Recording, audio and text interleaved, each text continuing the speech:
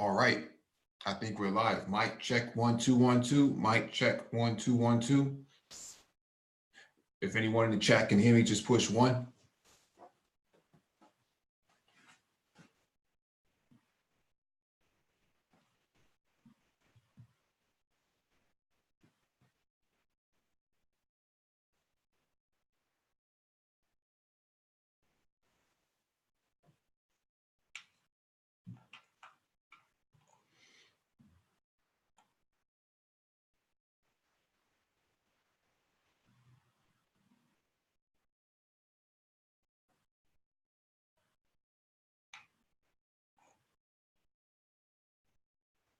All right, I got confirmation. Thank you for the confirmation.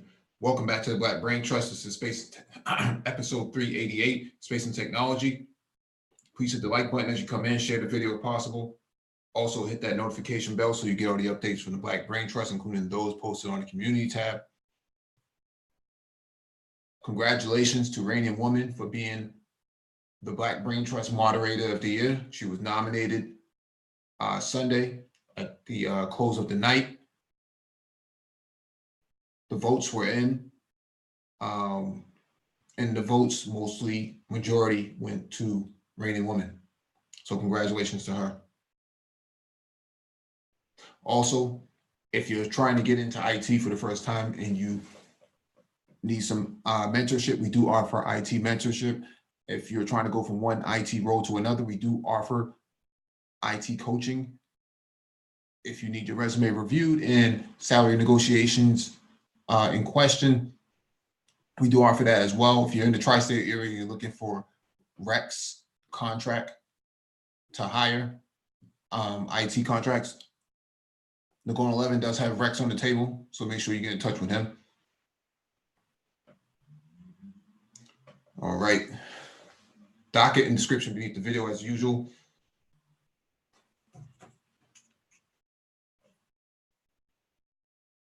All right, let me make sure I fire this up.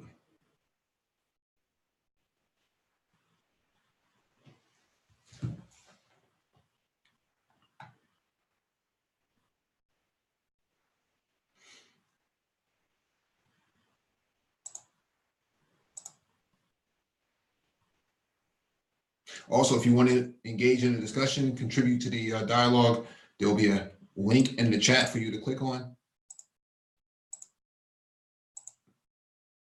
When you click on the link, make sure you raise your hand so one of us can acknowledge you and advance you to the panel. All right.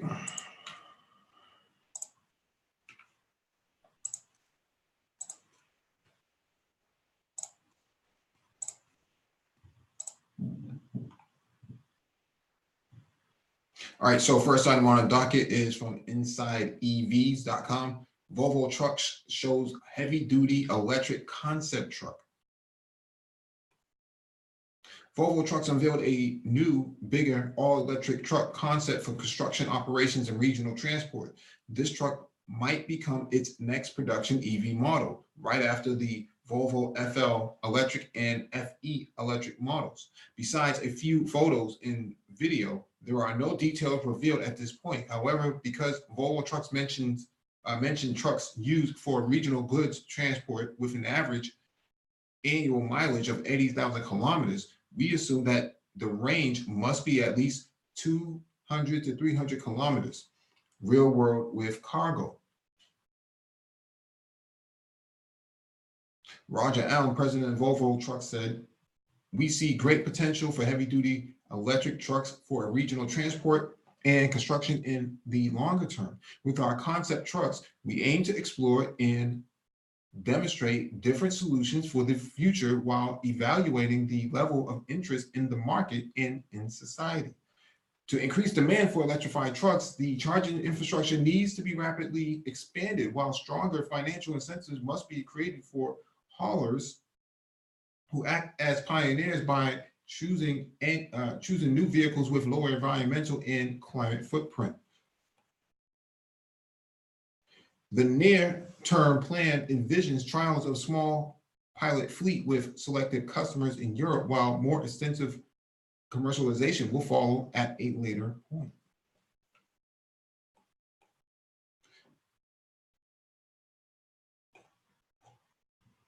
In Europe, there is an enormous number of trucks used for regional goods transport that have an average annual mileage of 80,000 kilometers. This means that increased use of electric vehicles for regional distribution would result in significant climate gains, provided the electricity is fossil free.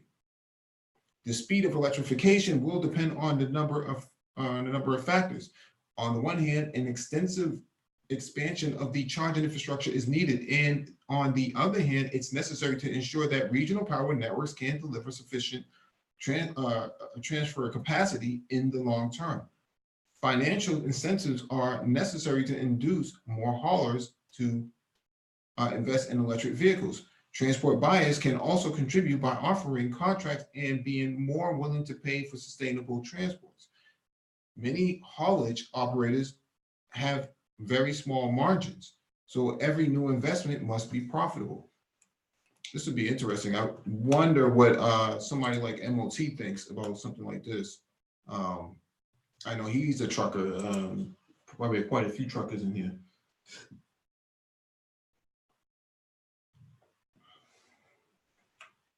This looks really interesting as a application.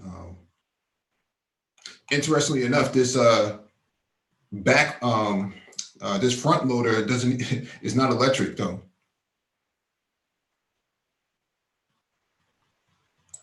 It's actually diesel, I think. I guess with those front loaders, they can't afford to be electrified because they have to run quite a bit extensively.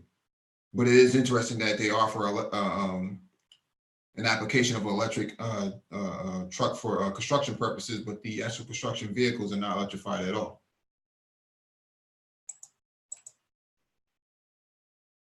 I can't imagine what it takes to actually charge something like this, right?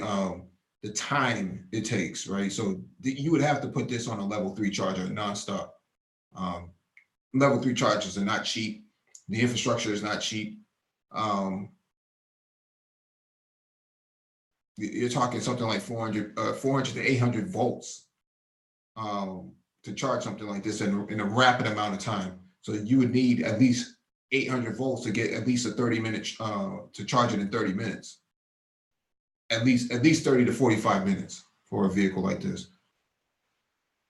I'd be interested in seeing how this whole thing plays out. We talk about the infrastructure aspect in terms of like Black people, get involved in the electrification of vehicles. The infrastructure perspective, there's a lot of opportunity there. I don't know if people are really paying attention to this, but this is going to be a massive rollout. It took 100 years to get enough gas stations up and going, infrastructure-wise. So I can't imagine what it would take to get something like this up and going. Although you do have renewable energies, but it wouldn't be enough to actually, power a vehicle like this. Something like this would require like the top of the trailer itself to have a solar panel on the top of it, constantly charging the battery. So, all right.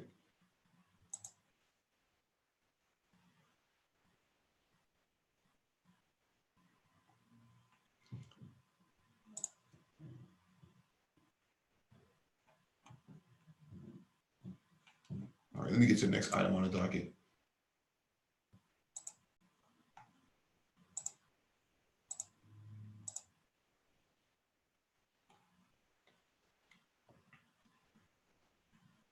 All right, this one is from Quartz.com. The promise of the big tech CEO Africa tour is not always what it seems.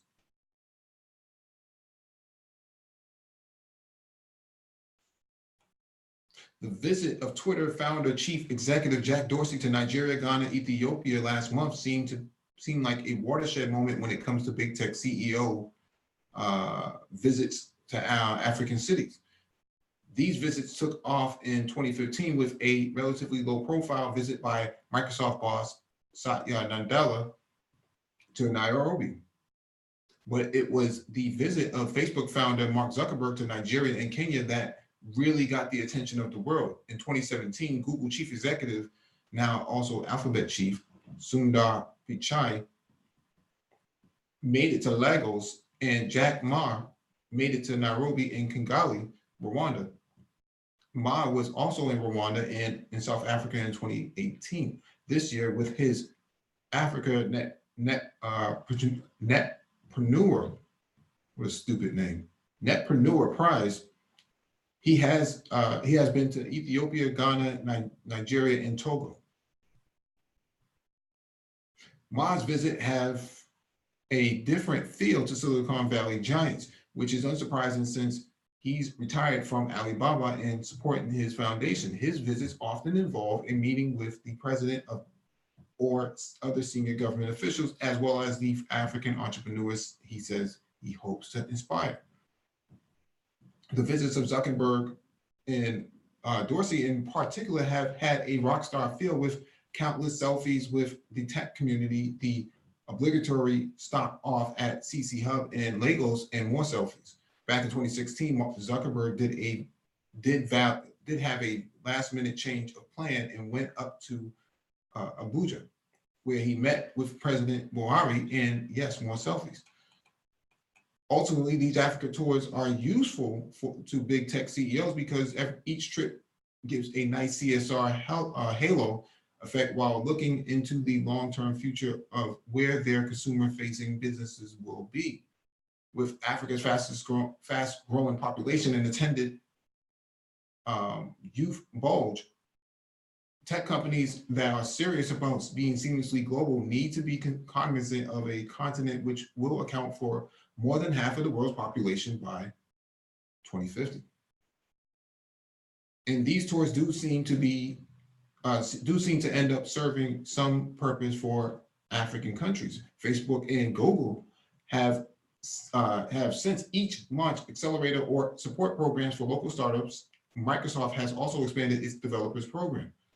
It's not clear what the much smaller Twitter will do in Africa. It doesn't have significant on-the-ground programs or offices. Twitter is one of the platforms that indirectly upsets some sensitive African leaders, as it's become an outlet for young people to express frustration with leadership. In some cases, this has resulted in social media blocks or even total internet shutdowns. Dorsey declared he's moving to Africa for 3 to 6 months next year, but it's not clear what or where that means yet. In fact, it might not be about Twitter at all. Dorsey is also a founder and chief executive of Square, a fintech payments company. He should perhaps spend some time figuring out how Square can get a foothold in the fastest growing startup sector in Africa, and one of the most vibrant in the world. Dorsey would have noticed in the 3 countries he visited, the budding talent and huge consumer opportunity with markets that have long been underserved by local banking systems. He might also have figured out, like the other Jack Ma wrote on his last African tour, the lack of infrastructure is sometimes the opportunity, not necessarily the obstacle. This is something that we have been talking about since we started doing live streams. The lack of infrastructure is sometimes the opportunity, not necessarily the obstacle. We have been saying this for over a year now, and people laughed at us and said that we were fools. Well, here you have a CEO of a company, of a major tech company, saying exactly what we have been saying for over 12 months. Let's see if anybody's trying to get on. No, I think we're good. So there you have it.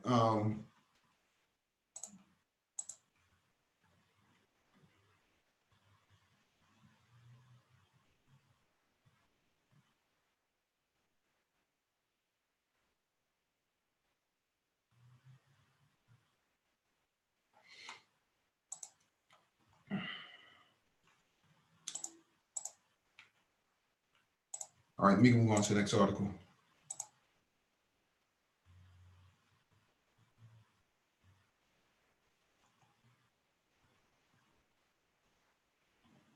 All right, this next one is from Engadget.com. Recommended reading: a year later, the CRISPR babies are still a mystery.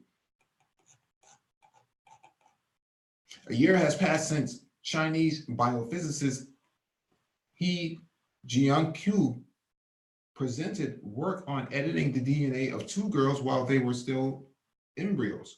Ethical issues with his actions abound, and even after all this time, there's still missing details on exactly what didn't happen. MIT Technology Review has several pieces on the story this week. Those include unpublished portions of the research manuscript and explanation of why it hasn't been published by either the two influential scientific journals he sent it to. By now, you're likely tired of hearing words of, oh, no, that's not it. So the idea of creating these CRISPR babies, and CRISPR is actually one of these new emerging techs that people should actually, who are going into healthcare, or I should say science, health science or biosciences, this is actually the sort of market you need to get into, is CRISPR. That's where the future is going.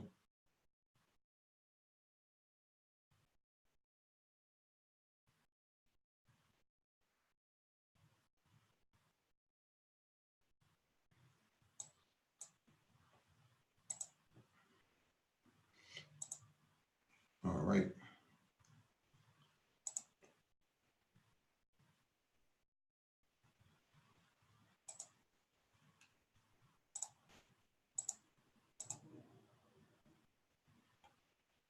All right, next item on the docket is from CNBC.com. GM LG Chem to announce EV battery joint venture in Ohio.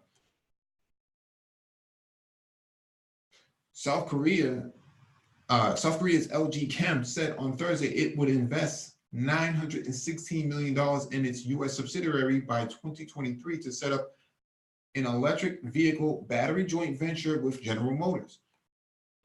An LG Chem spokesman confirmed in earlier Reuters report on the joint venture, but declined to give details. One source familiar with the matter told Reuters earlier that the facility, expected to be located in Lordstown area of Ohio, would see an investment of more than $2 billion, with GM and LG Chem expected to invest more than $1 billion each. The venture is likely to be signed on Thursday, sources said. A General Motors spokeswoman declined to comment.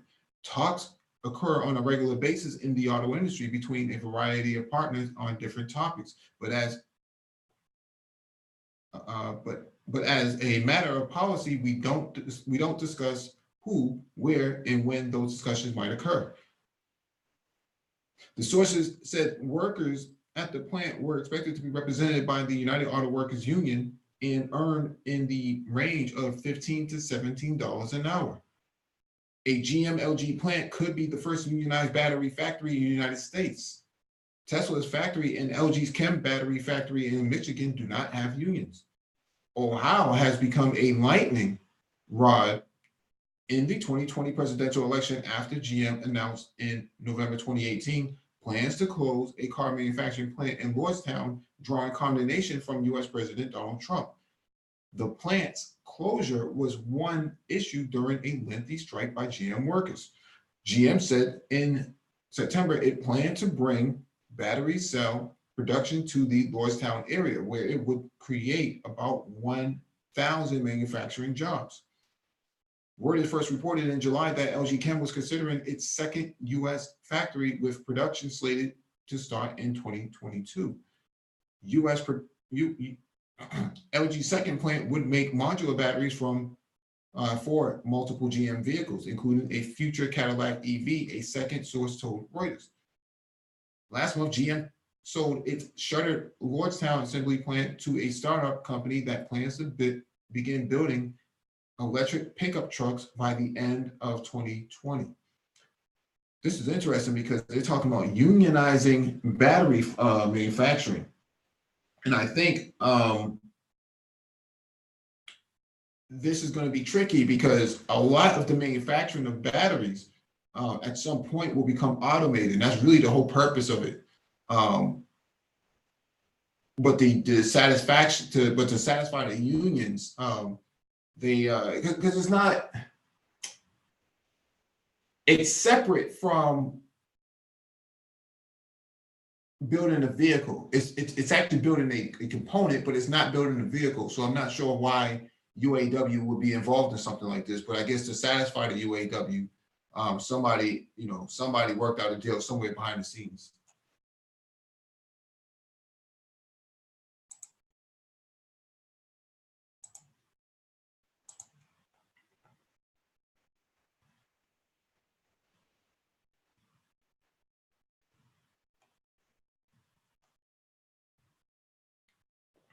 All right, let me get to the next article.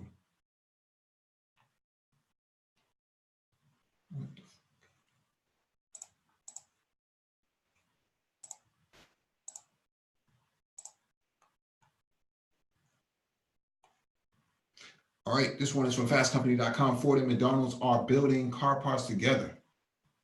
McDonald's serves over 1 billion cups of coffee a year. That's 2.5 million cups a day, requiring the assistance of thousands of coffee plantations worldwide to source that beans. It also naturally means there's a lot of waste. Specifically, the skin of the coffee, known as the shaft, must be stripped away before grinding and brewing. Coffee roasters produce 1.2 million pounds of shaft a week in North America alone, a massive pile of organic matter that can sometimes be composted, but is often simply burned. Most of us don't think about the waste that every cup of coffee brings into the world.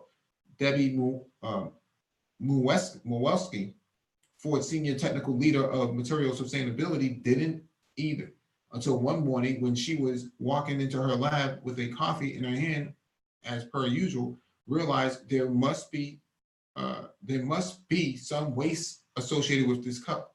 She says, I asked my team to dig into what could be reusable, and after some research, they said the shaft of the coffee bean could be a good material for us to work with.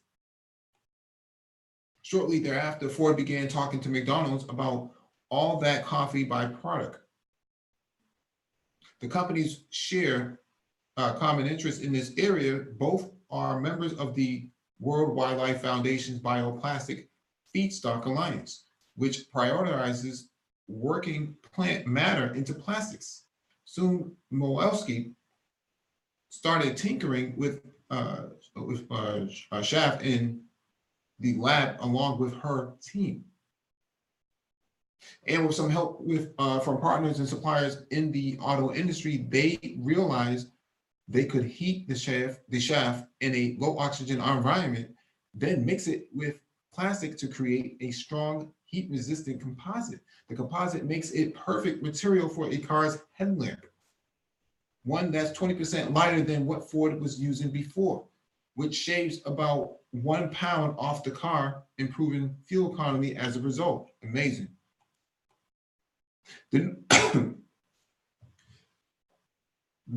new composite will begin making it into Ford Mustangs and Lincoln Continentals in 2020. The arrangement is what Muwelski enthusiastically calls not just a win-win, but a win-win-win-win-win-win. Shaft will be compostable, but in this case, we're making a high-end composite with it, says Muwelski.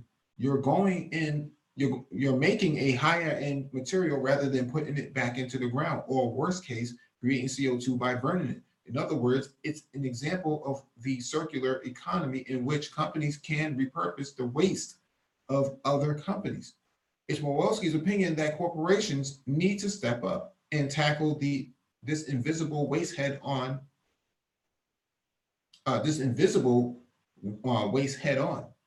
Because concerned consumers can only do so much on their own. We think about conserving water, turning off the tap while brushing our teeth, says Muwelski, but will burn huge fields of agricultural waste with no benefit to mankind.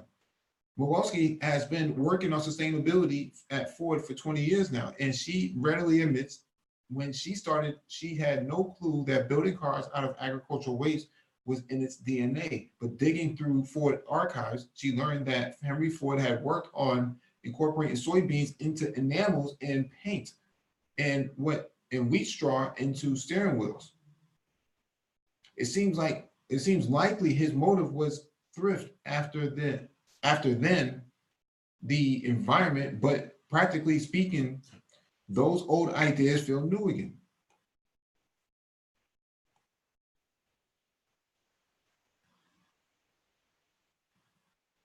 Her first sustainability breakthrough at Ford was a soy-based foam, which could be used in back seats and cushions, but the breakthrough was about more than a material science.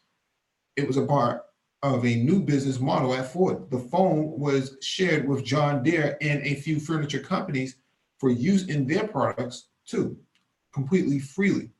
Initially, we talked with our legal team and knew we had some intellectual property, and we decided within a few environmental space, we should not charge licensing fees, says Milwaukee. And that's something that got us geeked in the lab. It really is considered a non-competitive space for us. I'm proud of that fact. Ford has introduced a dozen sustainable material projects into its vehicles to date, including a coconut fiber mats in the Focus, rice hull electrical covers in the F-150, and a cellulose based composite that recycles paper waste to replace the fiberglass that's in conventional center consoles and cup holders. The latter is another example of how emerging materials that repurpose waste can actually benefit a car's overall performance and production alongside the environment. The cellulose alternative was 1.5 pounds lighter than the fiberglass Ford had been using, which had required an energy-heavy, high-temperature manufacturing process that's technically difficult for factory workers. And it's just unpleasant work too. They don't like handling fiberglass, says Milwaukee. It makes you itchy. Paper pulp doesn't. As for Ford's work in the coffee space, Milwaukee admits that one car company alone can only make a small dent in the massive pile of shapes out there. And frankly, reducing the sins of one piece of plastic in a car makes a small dent in the greater ills of new car production. But she imagines that other companies take advantage of this open IP and use the material for themselves, while corporations in general can work together to feed the circular economy. My hope is that many parts on the vehicle and many home goods can utilize some of these materials. I'm convinced that it can happen, says Milwaukee. We need to get people in the mindset this is not waste, these are valuable products. The whole circular economy is something we should have been working on for the last 30 or 50 years, but now we have to catch up. So Paul Bryant, one of the members on the Black Brain Trust, has talked about the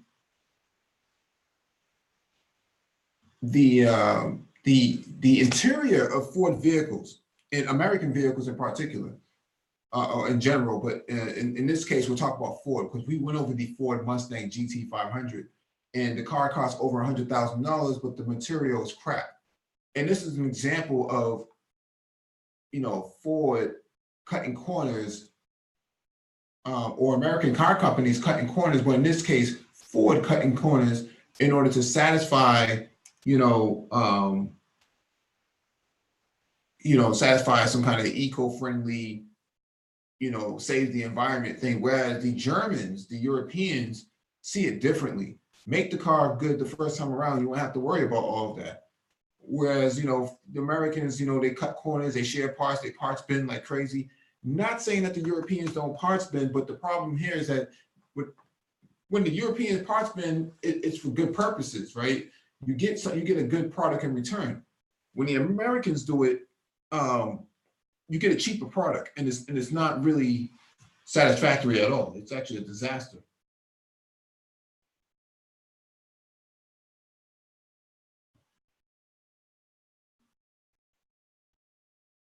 And that's why you see, American cars lose their value really, really quickly, despite all of this sort of eco-friendly innovation. No one really cares too much.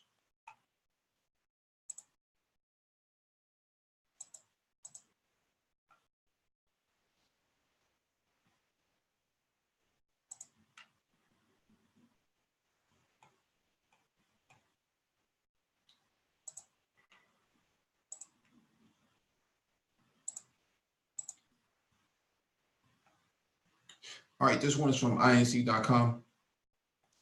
From instant data to truck platoons, here's how 5G will reshape the future of transportation. The immediate future of autonomous vehicles won't be about cars, but about fleets of self-driving trucks, which are set to fuel another revolution in transportation. The shippers are looking for and investing in that, and transportation operators are looking to take friction and cost out, says Scott Corwin, leader of Deloitte's Global Future of Mobility practice. Levels of autonomous driving go from 0 to 5, from adaptive cruise control to complete driverless autonomy. Today, fleets can hit level 2, like Boston-based Embark's trucks, which move freight autonomously on highways between LA and Arizona, while being monitored by human safety drivers. Much faster data speeds will be the ultimate drivers towards the level 5 automation. Why?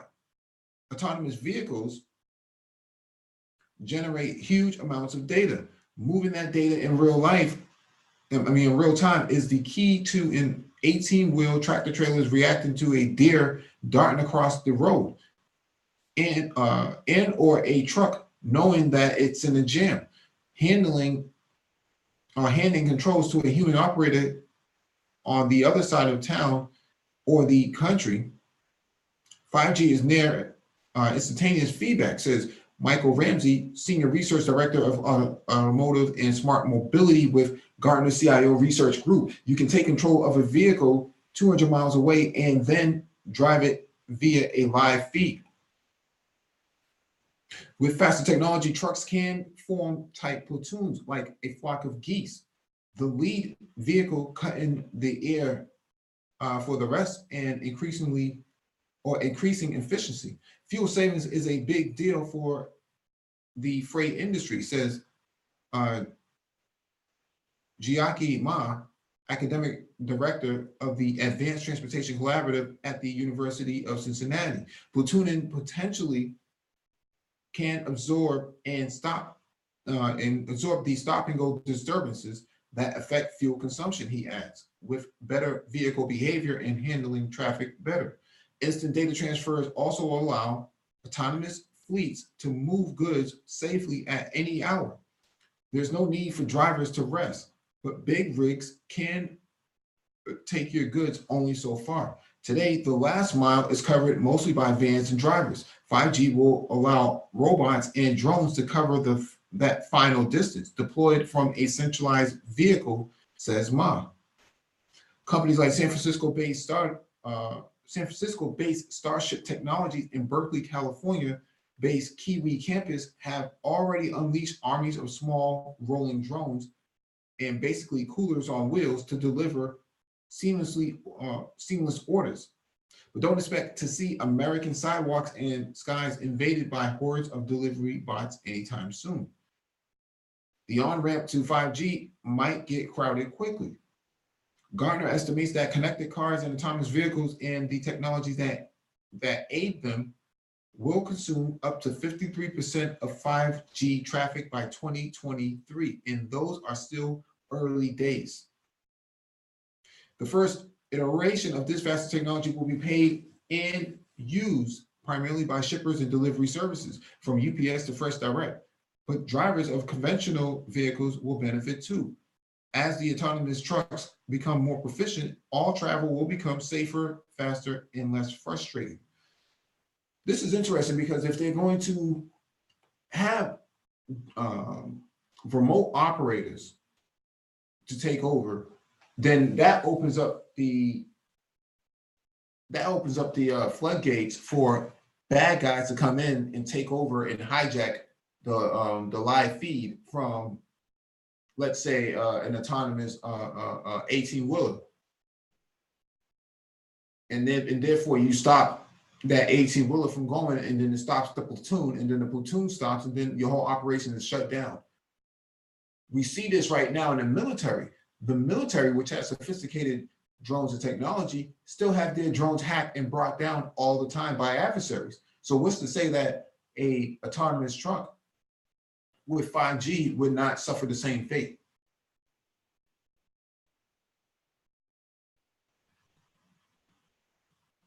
So they're saying by 2023, these vehicles, these applications will utilize up to 53% of 5G traffic by 2023. That's 3 years from now. So you're talking about in the next 37 months, this is going to be the biggest consumer of 5G traffic during the rollout. So, you know, I don't know what to tell people, but we've been warning people about this for quite some time, and people have been saying that we didn't know what we were talking about. You know, but unfortunately, black people not paying attention is the reason why they're in the situation that they're in, at least in America.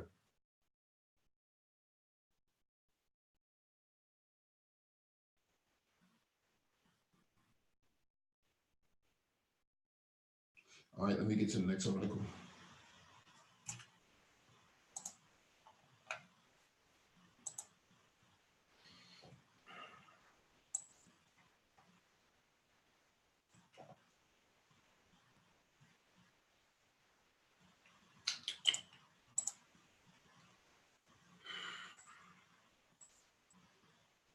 All right, this one is from fastcompany.com. AI is moving too fast, and that's a good thing. This is a 6-minute read. 2019 was a great year for seeing what AI could do. Waymo deployed self-driving taxis to actually paying customers in Arizona. Bots from OpenAI and DeepMind beat the top professionals in 2 major esports games. A deep learning algorithm performed as well as doctors and sometimes better at spotting lung cancer tumors in medical imaging. But as for what AI should do, 2019 was terrible. Amazon's facial recognition software, racist, according to MIT researchers who reported that the tech giant's algorithms misidentified nearly a third of dark-skinned women's faces, while demonstrating near perfect accuracy for light-skinned men's faces.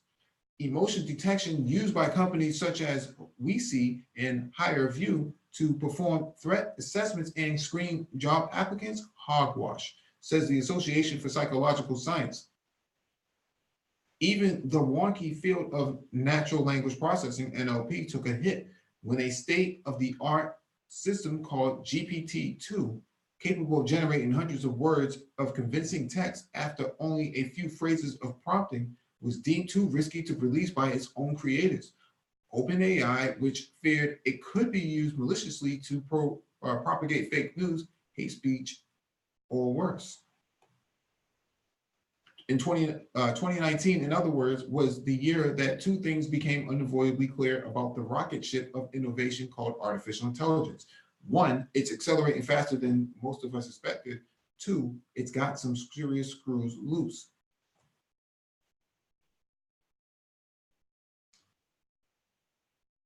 That's a scary realization to have, given that we're collectively strapped into this rocket instead of watching it from a safe distance. But AI's anxiety-inducing progress has an upside. For perhaps the first time, the unintended consequences of a disruptive technology are visible in the moment, instead of years or even decades later. And that means that while we may be moving too quickly for comfort, we can actually grab the throttle and steer. It's easy to forget that before 2012, the technology we now call AI, deep learning with artificial neural networks for all practical purposes, didn't exist. The concept of using layers of digital connections organizing a crude approximation of biological brain tissue to learn pattern recognition task was decades old, but largely stuck in an academic rut. Then in September 2012, a neural network designed by students of University of Toronto professor and future godfather of deep learning, Jeffrey Hinton, unexpectedly smashed records on a highly regarded computer vision challenge called ImageNet. The test asks software to correctly identify the content of millions of images. Say a picture of a parrot or a guitar. The student's neural net made half as many errors as the runner-up. Suddenly, deep learning worked. Within 5 years, Google and Microsoft had hired scores of deep learning experts and were dubbing themselves AI first companies. And it wasn't just big tech. A 2018 global survey of more than 2,000 companies by consulting firms McKinsey found that more than 3/4 of them had already incorporated AI or were going to pilot programs to do so. It took modern smartphones 10 years to eat the world, as Anderson Horowitz analyst Benedict Evans famously put it. The web about 20, but in just 5 years, AI has gone from laboratory curiosity to economic force, contributing an estimated $2 trillion to global GDP in 2017 and 2018, according to accounting firm PricewaterhouseCoopers. We're certainly working on a compressed time cycle when it comes to the speed of AI evolution, says R. David Ellman, a former technology advisor to President Barack Obama, who now leads AI policy research at MIT. This unprecedented pace has helped drive both the advances and the agita around artificial intelligence. Between 54% and 75% of the general public, according to a 2019 survey of Americans by the global marketing consultancy Edelman in collaboration with the World Economic Forum, believes that AI will hurt the people and AI will hurt the poor and benefit the wealthy, increasing social isolation and lead to a loss of human intellectual capabilities.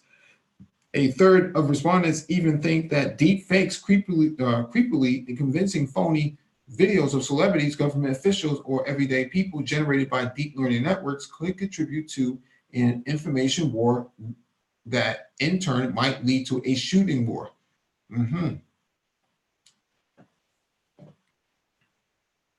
So how should society respond without resorting to what MIT's Edelman, no relation to the consultancy, calls latter-day Luddism, latter-day Luddism.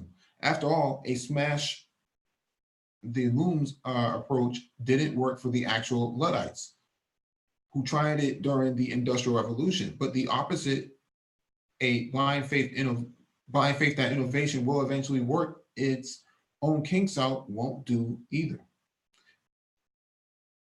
This is where the rocket ship throttle comes into play. The standard timeline of technological innovation follows what's known as an S-curve, a slow start, followed by a raising slope as the tech catches on, and ending with a leveling off as it becomes ubiquitous. With previous world-eating technologies such as the automobile or the smartphone, unintended consequences didn't become urgently visible until we were well up the slope or even on the plateau of the S-curve. Mass adoption of cars, for example, set off several slow motion catastrophes. I'm having a hard time, sorry.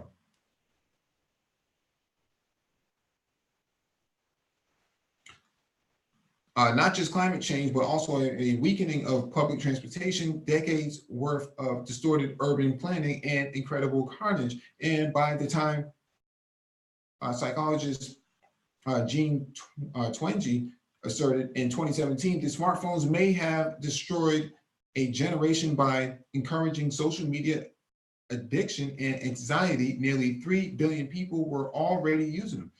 In both cases, the concrete had set before we realized anything was wrong, but by going from nowhere to some seemingly everywhere in roughly half a decade, AI is actually offering us real-time feedback mechanism for course correcting. Can we engineer neural networks to be more interpretable and less like mysterious black boxes?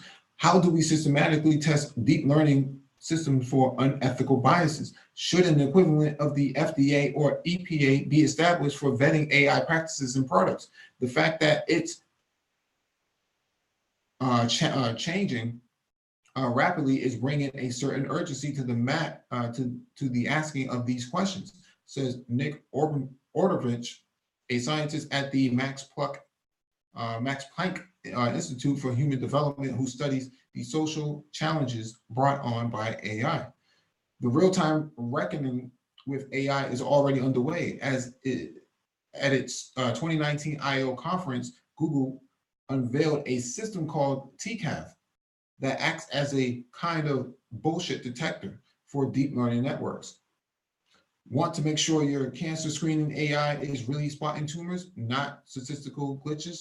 TCAF can help. In May, 42 countries, including the US, formally adopted policy guidelines developed by the Organization for Economic and Cooperation in Development, OECD, agreeing to uphold international standards that aim to ensure AI systems are designed to be robust, safe, fair, and trustworthy. Earlier this year, MIT researchers created a whole new scientific discipline, machine behavior, designed to investigate how algorithms and humans interact in the wild. The paper was co-authored by 24 experts from fields as diverse as economics, political science, robotics, and sociology. At some point in the future, we will have some regulation of the development and the use of algorithms in our lives, says Ordovich, who is one of the machine behavior co-authors. In the meantime, there is a very big role for well-trained social scientists to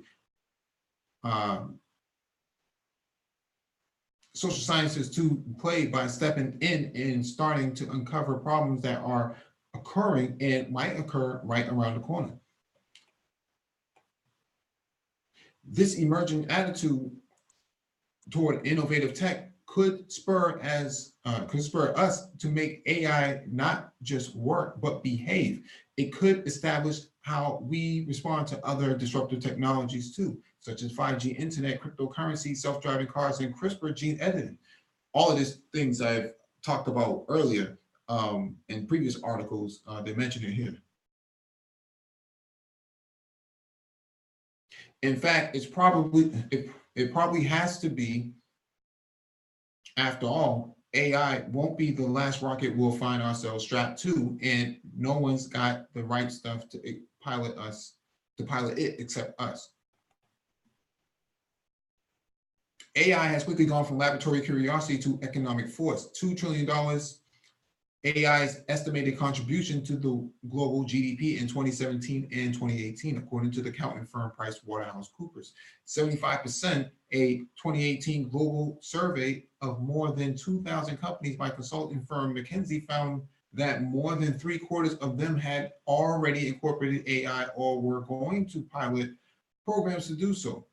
2019, this year, the year that Google computers reached quantum supremacy, meaning that they could solve problems that regular supercomputers could not, according to the company.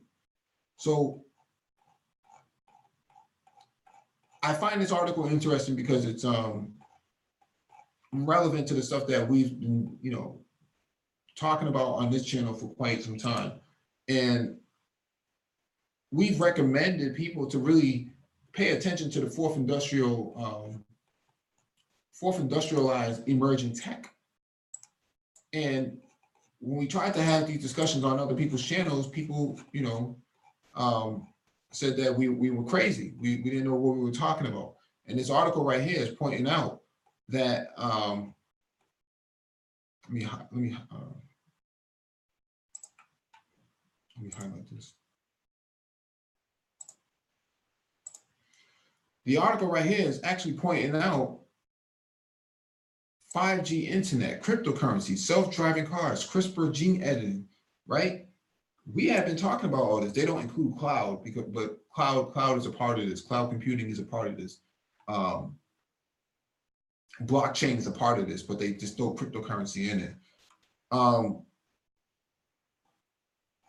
In order to really police a lot of these things, you would have to have something like the UL label on a lot of these AI-based products, right? So UL is a global independent safety science company with more than a century of expertise. So what UL does basically would be the ones who monitor all of these electronics communications or electronic devices, including the AI, would fall in the realm of something that needs to be monitored by UL. So if you look at your toasters and your blenders and stuff like that, you'll see there's a label on there that says UL, which is a global safety certification.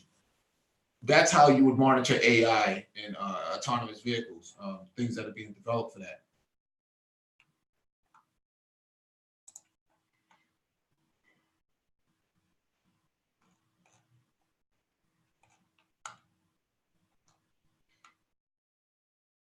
All right, let me jump to the next article.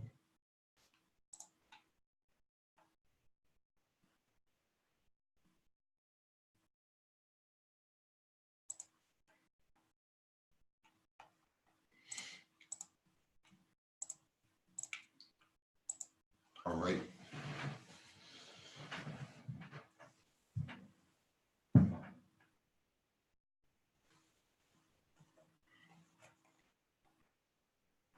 All right, this one is from Engadget.com. Hitting the books. How police tech reinforces America's racial segregation.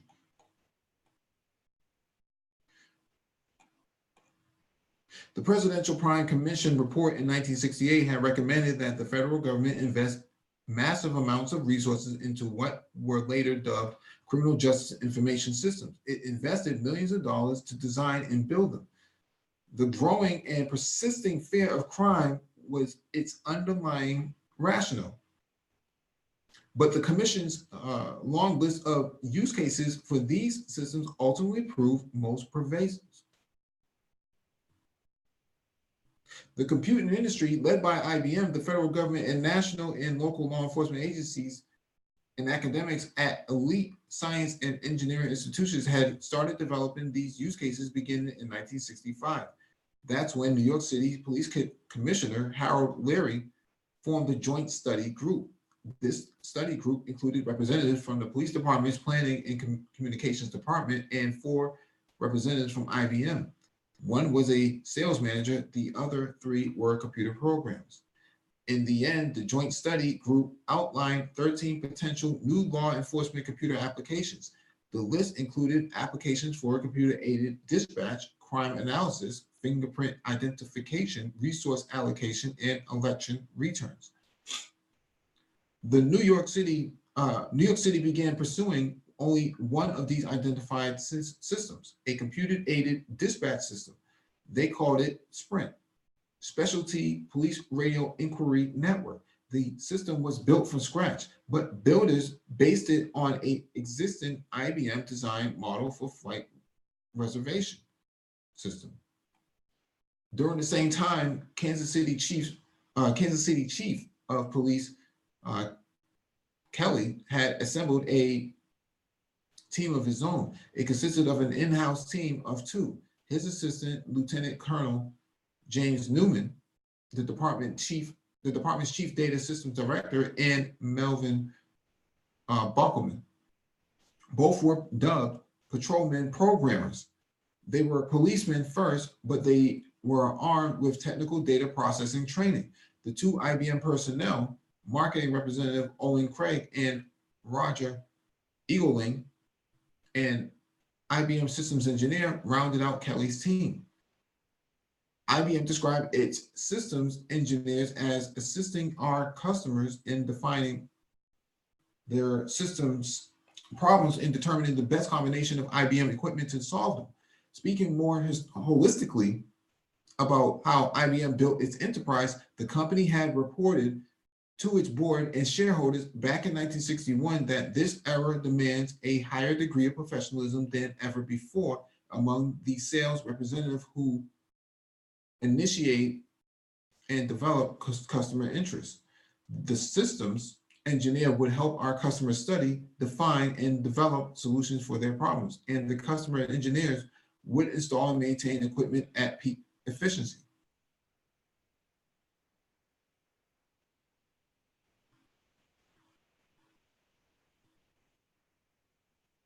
IBM systems engineers were also its link to scientific and engineering academic community.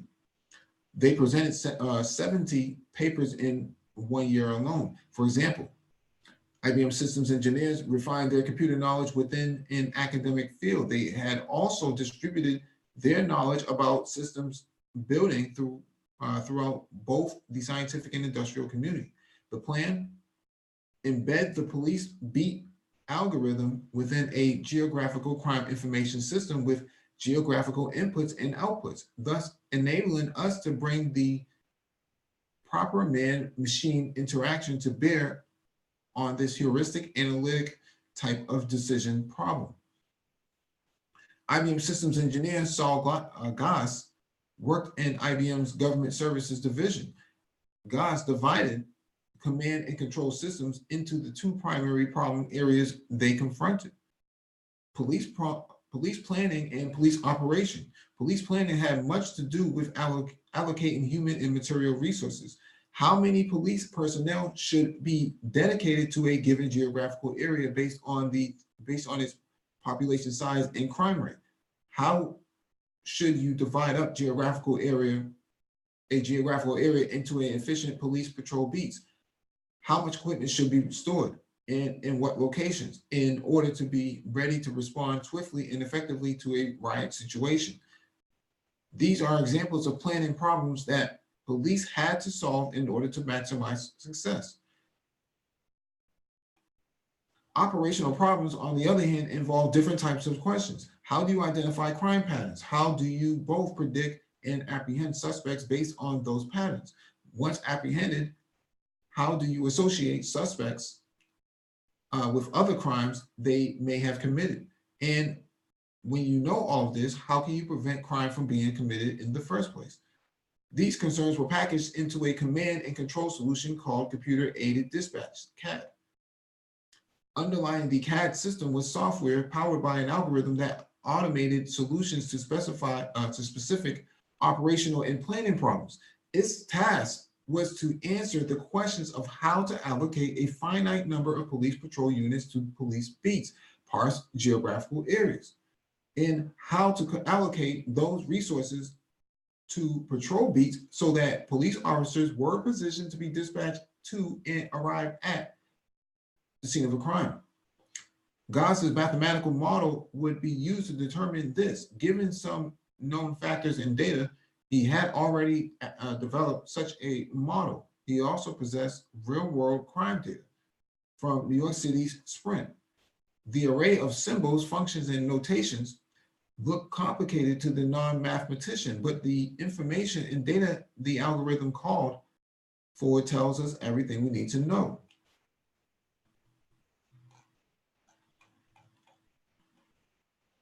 First, U.S. Census tracks parse geographic areas and develop uniform structured data about those areas, primarily population size and racial demographics. These tracks enable strategic deployment of police officers by geography, population size, and racial composition.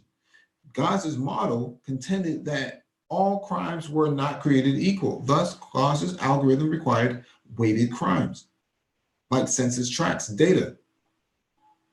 A police department like Kansas City could rely on an existing weighting system. In the mid-1960s, the International Association of Chiefs of Police had already produced such a ranking. A score of 4 represented the highest priority crime. A score of 1 was the least threat and therefore least priority. Criminal homicide, forcible rape, robbery, aggravated assault, burglary, larceny, and auto theft all received a score of 4. These were known as index crimes. The FBI had developed this system for its uniform crime reports. What you're looking at here is the mathematic table that turned algorithm for the process. In addition to weighted crimes, Geiser's formula required weighted crime incidents, and it required weighted workloads. Then the algorithm required that police correlate workloads with the geographical areas where the greatest number of the highest weighted crimes took place. Using census tract designations in these crime weights, Geiser's formula used 5 measures of the workload for a census tract: number of index crimes, population area, level of crime multiplied by the population, and the level of crime multiplied by the area. This produced a geographical map of a city, parsed by patrol beats. They could be designated as high to low threat. These criteria could then be used to determine the police resource allocation. One might, for example, assign 12 police officers to regularly patrol the high threat area and only 3 for a low area. It could also be used to determine who and how many police officers to dispatch to a given area when a crime was reported. It would determine with what urgency and speed the officer should respond. And it determined what precautions police should take in order to protect their safety. A call reporting a suspicious Negro loitering in a low threat area,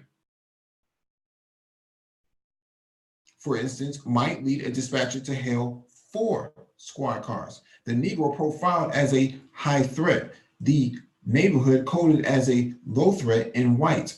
Of course, one need only correlate these threat areas with their corresponding census tract demographics to begin to formulate not only geographical based threat profiles, but the corresponding racial profiles as well.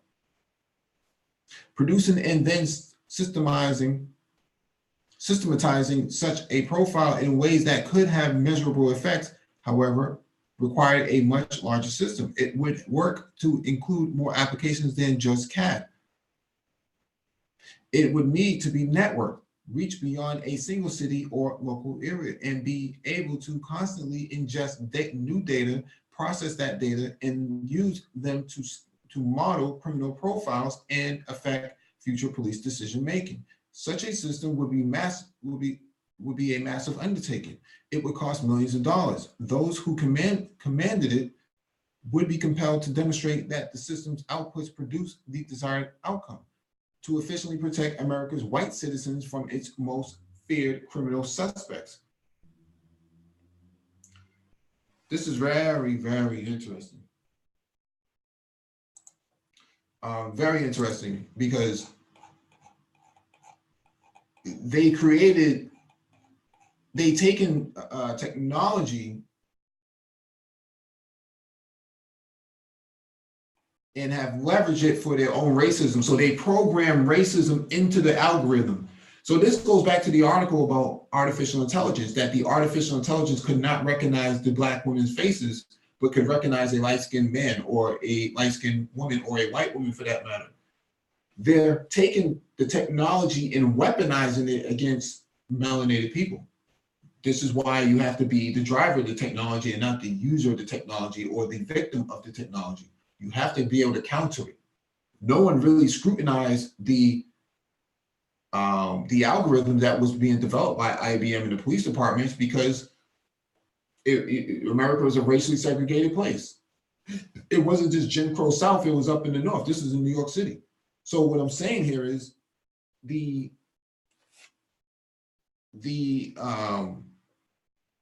police department systematically designed they basically put white supremacy in the code,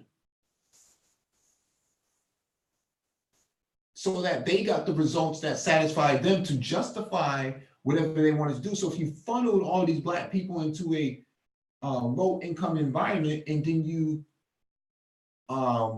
criminalize every single aspect of their life through broken windows policies and so on and so forth, you can justify stop and frisk by leveraging the algorithms that was developed by IBM and these racist police officers or law enforcement for that matter, which then works with the prosecutors, which then works with the judges, which then works with the whole criminal justice system. The whole system was corrupt from the very beginning.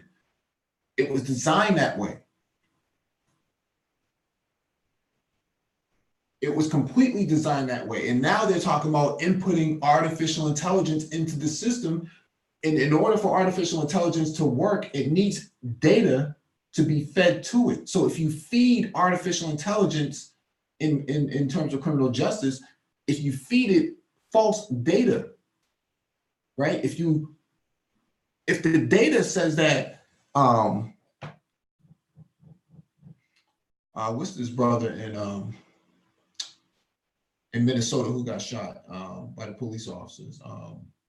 Philando Castile. If Philando Castile has 46 traffic stops on his record, then what happens here is the data that is recorded gets put into the artificial intelligence system, the AI, and the AI says, well, this guy has 46 stops, so therefore he must be bad according to the system. But the system is falsely being fed a lot of false data on purpose to justify its presence.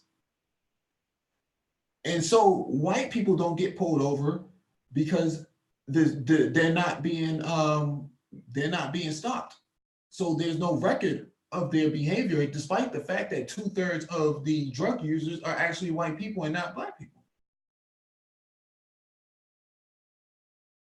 So there's a lot of science that goes into this as to how sociopathic these people are. This is how they think.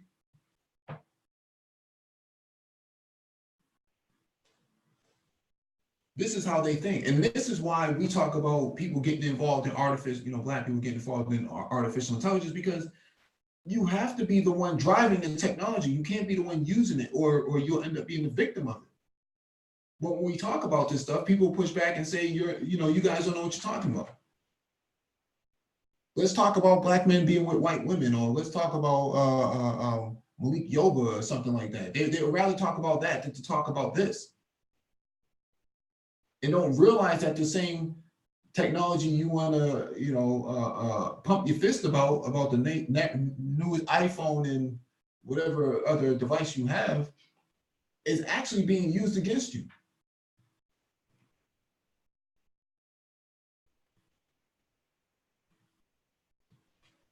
But I digress.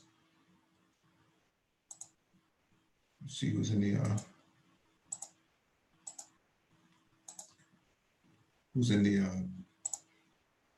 waiting room.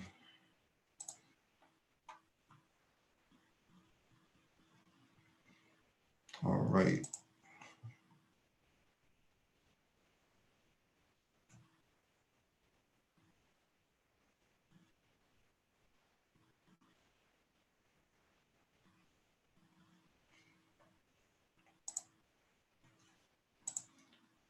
All right, let me jump to the next article.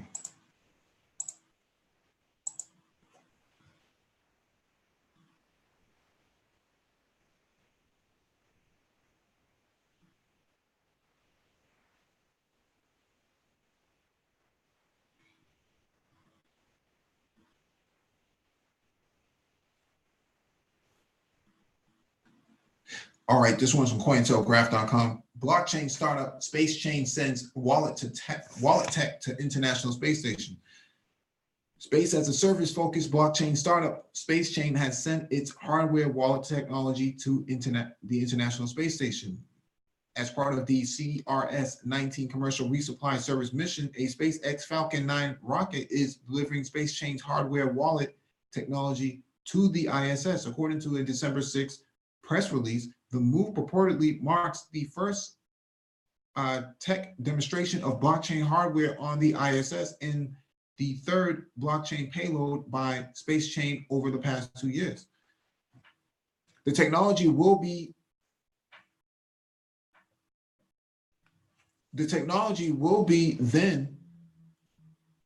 then be installed on the commercial platform on station provided by commercial utilization of space from nanorocks. The initiative is set to demonstrate the receipt, authorization, and retransmission of blockchain-based transactions, creating multi-signature transactions. The company believes that by adding space-based payloads to established networks, businesses will be able to enhance the security of transmission of digital assets that can be vulnerable to cyber attacks and hacking when hosted exclusively in centralized terrestrial servers. In an email to Cointelegraph, SpaceChain confirmed that it is expecting the payload to reach the ISS by Sunday. After that, the company will begin testing a number of applications, including multi-sig authorization, cryptocurrency transactions through the payload. The SpaceChain further explained, this will be specifically for Bitcoin. However, we are planning for this to be extended to other blockchains in the near future as part of our expected roadmap that we will see several new launches over the next 18 months. The technology tested on the ISS will be applicable to crypto exchanges, wallets, and custodial services that benefit from additional security to their transaction validation process. And we are already working with some of the stakeholders to implement this type of use case.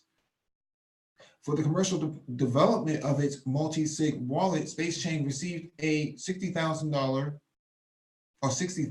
grant from the European Space Agency in mid-September. The company explained at the time the solution is designed to bolster transaction security by requiring 2 or 3 private keys to sign and complete transactions.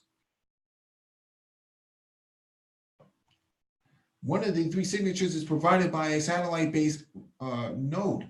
Although in the case of connectivity failure, the 2 ground-based signatures can be used to complete the transaction.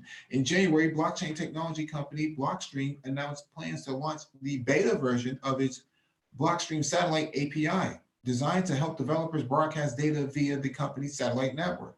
Blockstream's Bitcoin Space initiative reportedly aims to free the cryptocurrency's network from depending on land-based infrastructure, land-based internet connection, and thus increase its robustness. Yeah, they're trying to get around any sort of legal guidelines on the ground. If the transaction took place in space, then where's the jurisdiction for that? Yeah, there is no jurisdiction. There would be no jurisdiction. And Mike, didn't we call this like about a year ago? About blockchain and cryptocurrencies being used in space? Oh yeah. Like, again, everybody thought we was crazy talking that space shit. But here we go. Oh yeah. Oh yeah. Let me answer Rainy Woman's question in the chat. She says, what defenses could we possibly have against this besides getting in AI and uniting? Well, you would need an ethical board to really look at the algorithms. If you think about it from a high level, the algorithm is racist by design because it forces Black people to live in a certain concentration, and then it monitors those Black people, and it penalizes everything that they do, from jaywalking to obstructing traffic to littering and things like that. Those will be considered level 1 crimes, but if it's a level 1 crime in a high crime area, it's still a crime, and the computer doesn't know the difference. The AI doesn't know the difference. The only thing the AI says is, you gave me this data, and it shows that there's high criminal activity in this area, level 4 or level 1, and therefore I can only give you the best decision based on the data that's been fed to me, and that decision is going to say add more police to this area and over police it, and thus you would end Right. up with something like stop and frisk, because the stop Right. and frisk is made to justify is justified by the data that they falsely put in it. Right. So that means that, you could have human cops around and, you throw something on the ground or something and, they really ain't, they're not really looking at it like anything. Mm. But let's say you got some AI police bot and that shit sees you throw something on the ground. Okay. It's going off of data that says a person that looks like this, that does this, you do this. Mm-hmm. Mm-hmm. And it's not gonna make a judgment call. No, because it doesn't understand that. It doesn't understand the morality aspect, because it's a computer. Computers don't have morality, nor does it care about ethics.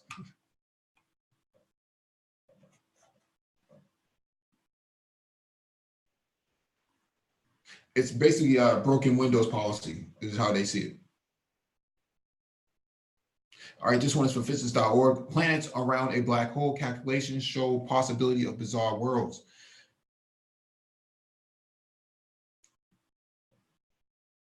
All right, theoreticians in two fields defied the received wisdom that planets only orbit stars like the sun. They proposed the possibility of thousands of planets around a supermassive black hole.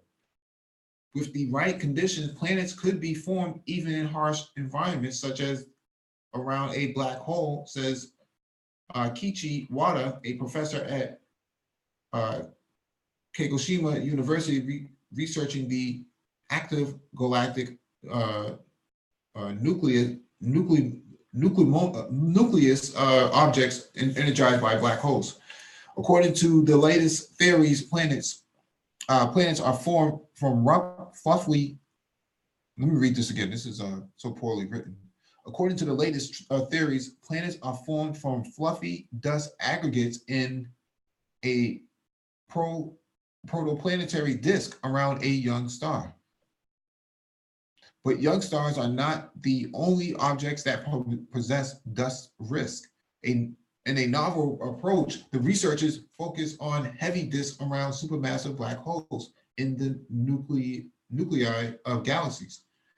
Our calculations show that tens of thousands of planets with 10 times the mass of Earth could be formed around 10 light years from a black hole. A professor at the National Astronomical Observatory of Japan, who studies planet information, around black holes, there might exist planetary systems of astonishing scale. Some supermassive black holes have large amounts of matter around them in the form of a heavy, dense disk. A disk can contain as much as 100,000 times the mass of the sun. Wow. This is 1 billion times the dust mass of a protoplanetary disk. In a low temperature region of a protoplanetary disk, dust grains with ice mantles stick together and evolve into fluffy aggregates.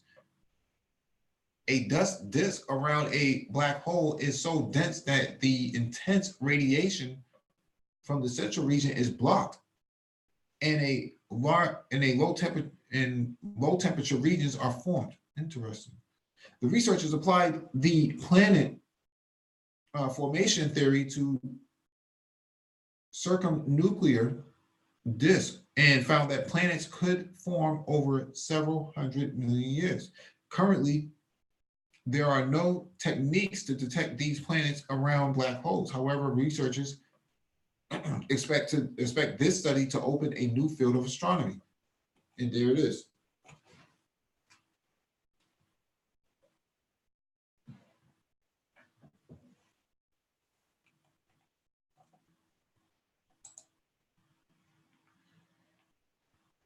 All right, let me get to this last article.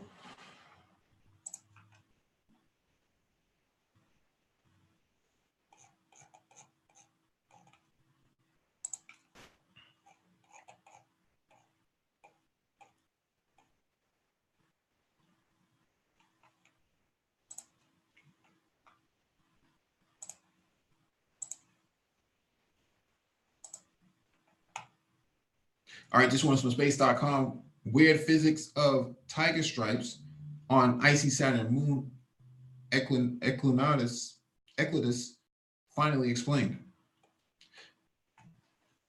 New research solves some of the mysteries of the tiger stripes on Saturn's moon Enceladus. I'm sorry, it should be Enceladus. Enceladus, yeah.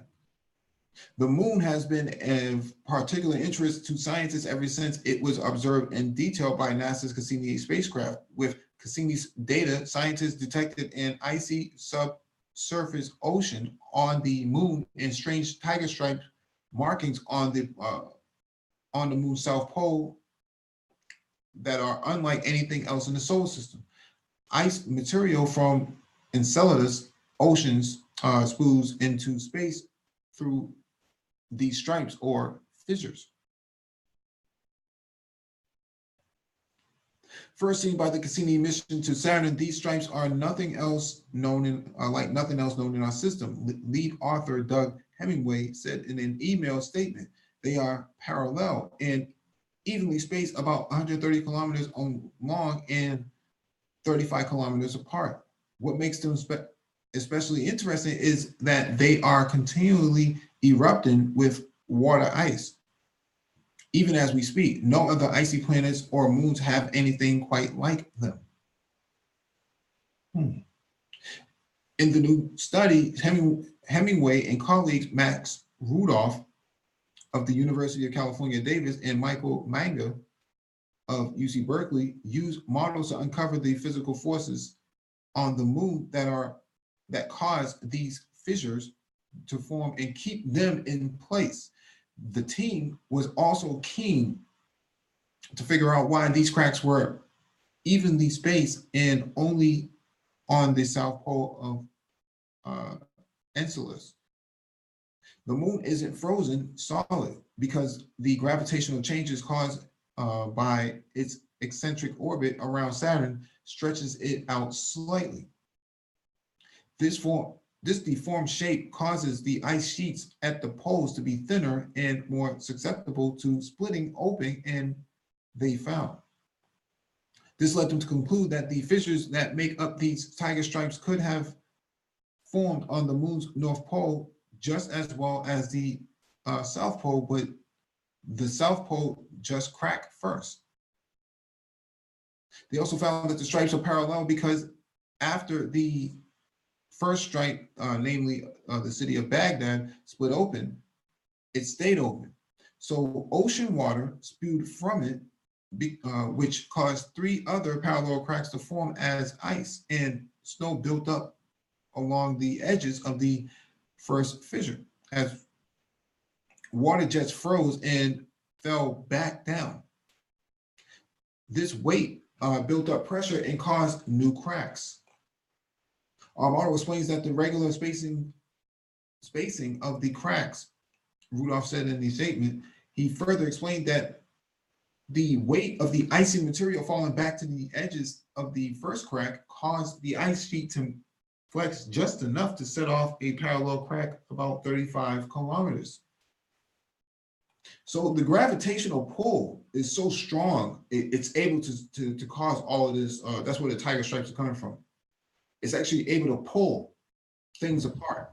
It's like gravity induced or force induced. Yeah. Yeah.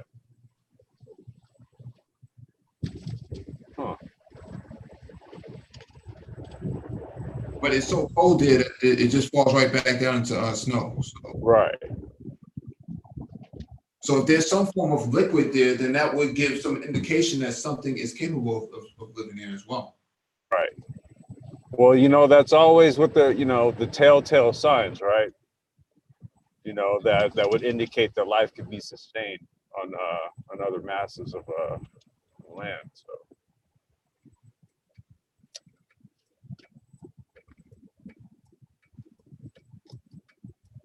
Sorry, man, I'm just here in traffic. No, that's cool.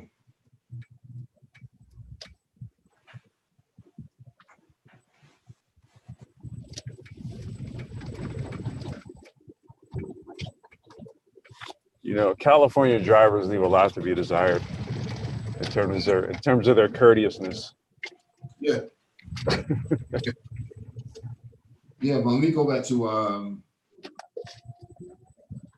Reigning women of the past seem to have a vested interest in what's going on in terms of policing.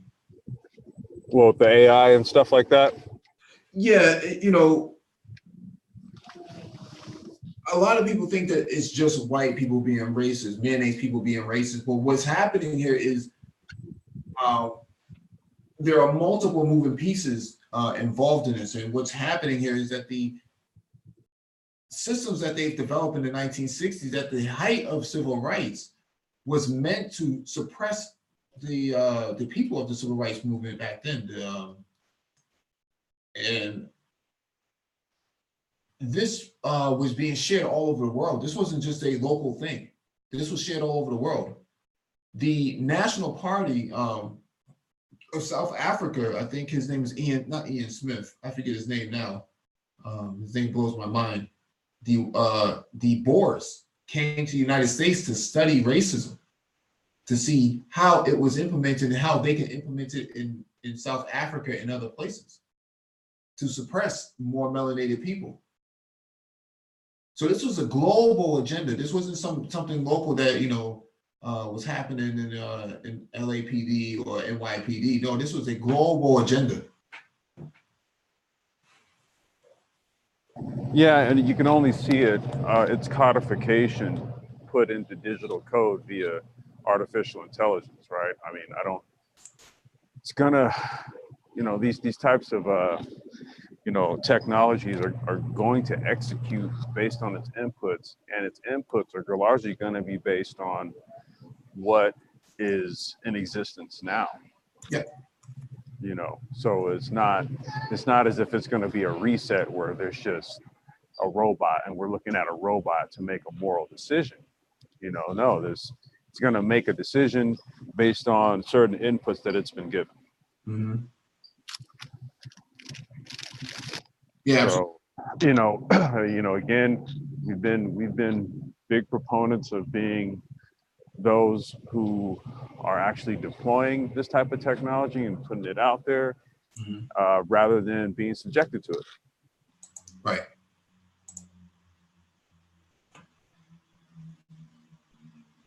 Yeah, and a lot of people think that they can fight white supremacy, behind a keyboard. That's not the way how you do this. You have to actually have an application. You have to have a driver behind it. Putting up a live stream talking about white supremacy is one thing, but to actually counter it is, how do you counter something like this? This is a massive juggernaut, basically, that you're going up against. This is Thanos. I mean, literally in code.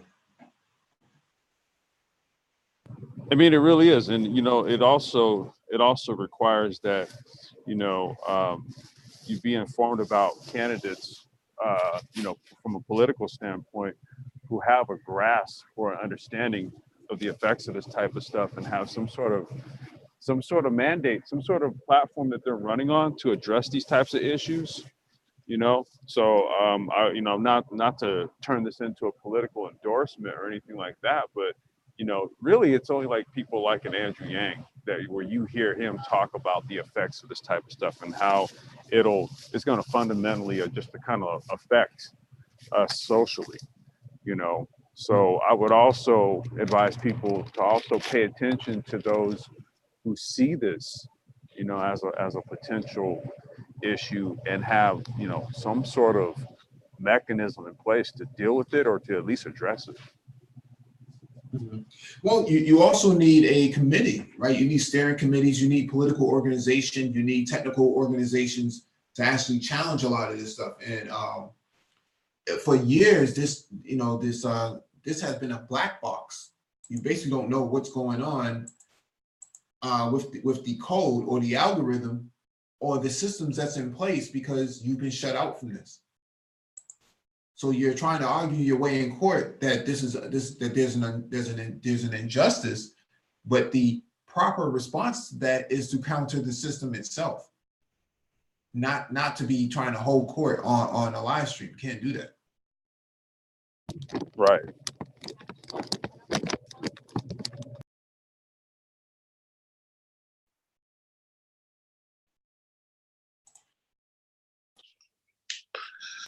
You gonna go and just short us? What's up, guys? Hey, man. Sorry. Yo. I was out doing something. I just got back in and hopping on live stream. How you guys doing? Good, good. All right, Complex. What's going on? Nothing much, man. Another day. All right, what's the subject here, real quick, man? Let me bring me up to speed. Well, we're finished with the live stream, but we've gone through all the articles. But basically, the article that stuck out the most was the racial profiling in police tech, and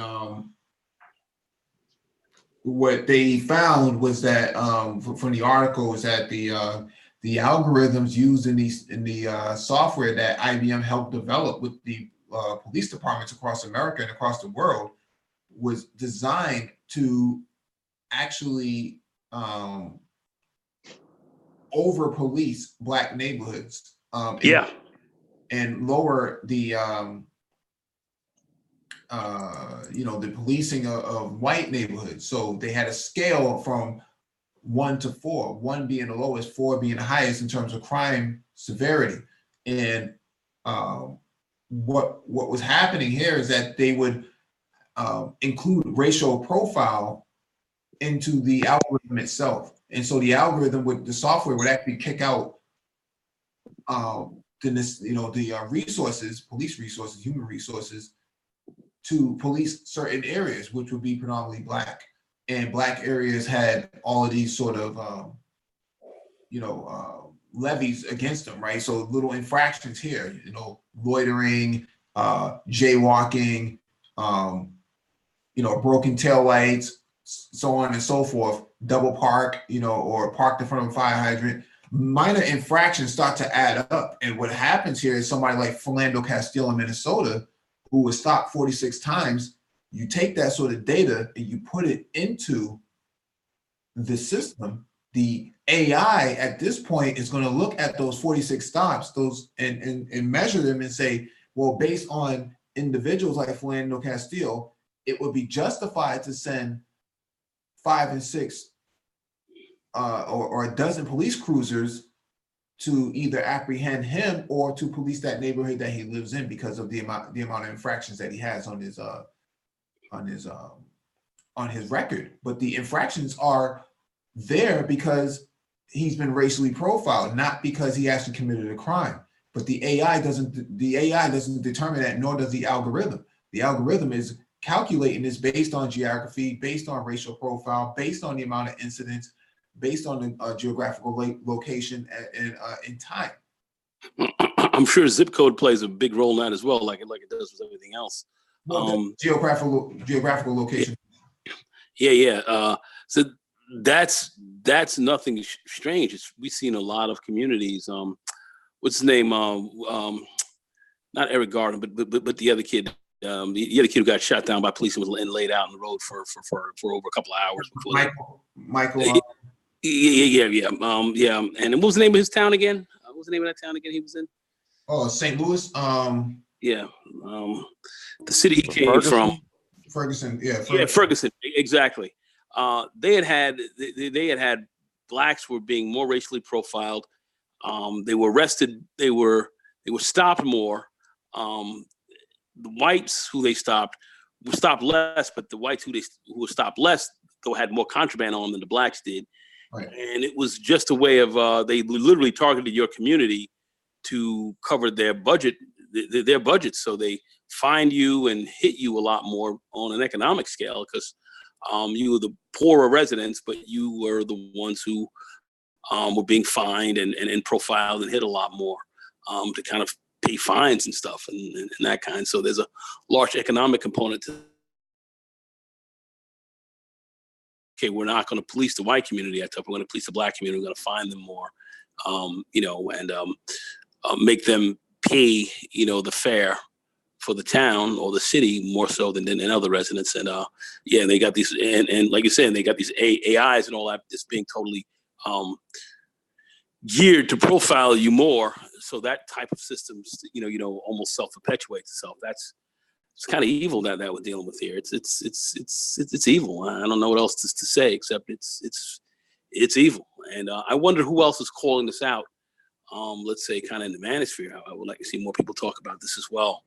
And it's just not from the standpoint you're getting shot, but it's a fact of you being profiled and being fined and economically taxed at a much higher rate than the white wealthier community, which is insane. But this is what's going on.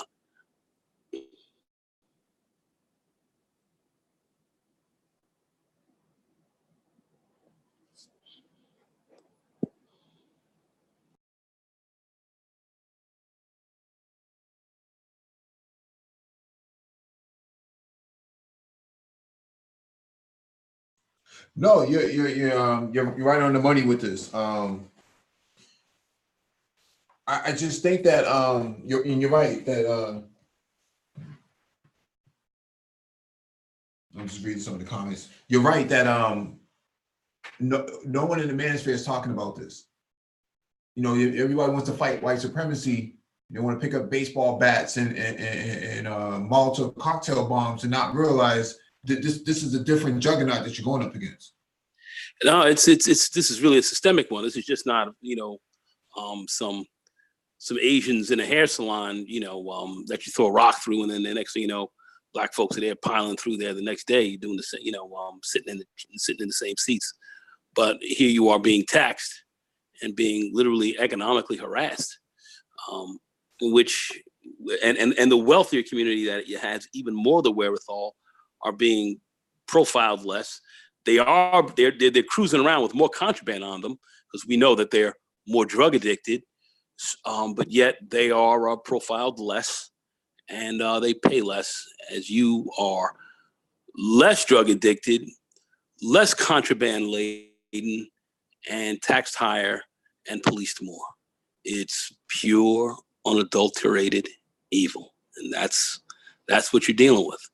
And we have to address that, and that's why you have to be more politically involved, and really put more people on your councilmanic seats and more into your city managers' positions and these kind of things that are important to put somewhat of a handle on this kind of thing. That's what you have to do. I mean, people can get upset, but de Blasio, when he came in, he's got a black wife, whatever that, however people might see that. He had a half black son, thinks that people are getting profiled more. He came in there and got involved in politics and cut a lot of that down.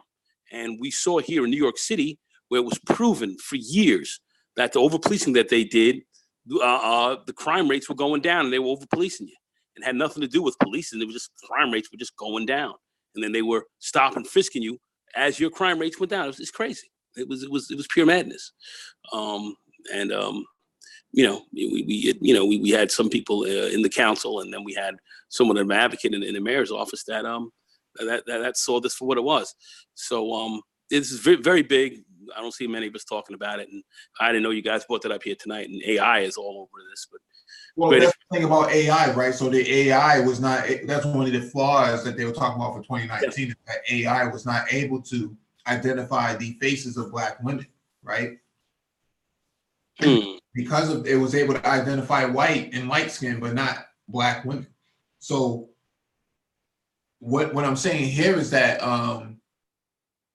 they want to utilize AI in policing. This is going to be a disaster because the AI is only going to do what it's what data, what it can with the data that is being fed. And that you have a whole entire ecosystem that's generated from this. AI is worth $2 trillion right now, or $2 billion, I think, right now. Well, I think, it goes back to the old adage, garbage in, garbage out. So whatever you put in it is what's going to come out of it. So it's following, typical lines of any kind of machine learning or any kind of baseline computing. That's where we're at. Yeah, I mean, that's where I think that this is where something where you would have to have something like black-led tech companies who essentially hire a lobby group, right, and lobby on behalf of black tech firms and say, look, you know what? If something like this is going to get rolled out, here's the deal, right? That's just going to hold some of our algorithm too, right? Some algorithm that we wrote, that addresses, the greater lapses of the algorithm that you're looking to employ. No, we're going to mandate that, that this stuff is going to work clear across the board, where it recognizes black faces, and it's going to adjudicate the laws, based on an even data structure, not one. Go ahead. No, it shouldn't have any sort of computer system, right? Right. It shouldn't have any sort of computer system, period. Because the system can only be fed the data that it has. It's not the fault of the system. It's the fault of the people who no, it's the system, right. So right. take the system out of the equation, and then you'll have fairer practices. Well, I mean, no, there's no argument against that, because if it's just not something that's in use, then we don't have to really worry about it having an effect, right? Mm-hmm. But I'm leaning towards the angle of this stuff will be deployed. Then what that would then mean is that we would definitely have to have some sort of stake or some sort of body that is aggressive, in the halls of politics, that say, hey, look, you know what, you're going to be integrating, these anti, or these algorithms that actually address lapses in your current systems, because if the data shows, based on the data that these systems have been given to look at certain geolocations with a more police heavy presence, and deploy resources there as opposed to these other places, then that goes against the fundamental practice of law, right? Where it's all supposed to be fair and across the board, and the scales of Lady Justice are blind. They turn a blind eye. Okay, but if that's not the case, then either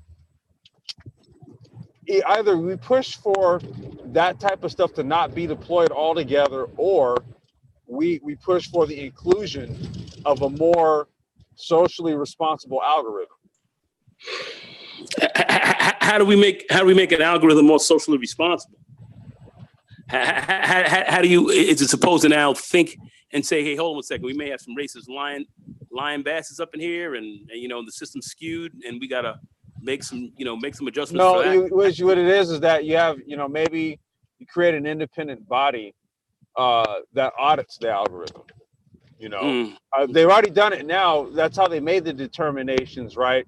That current systems that are looking to be deployed show a bias, right?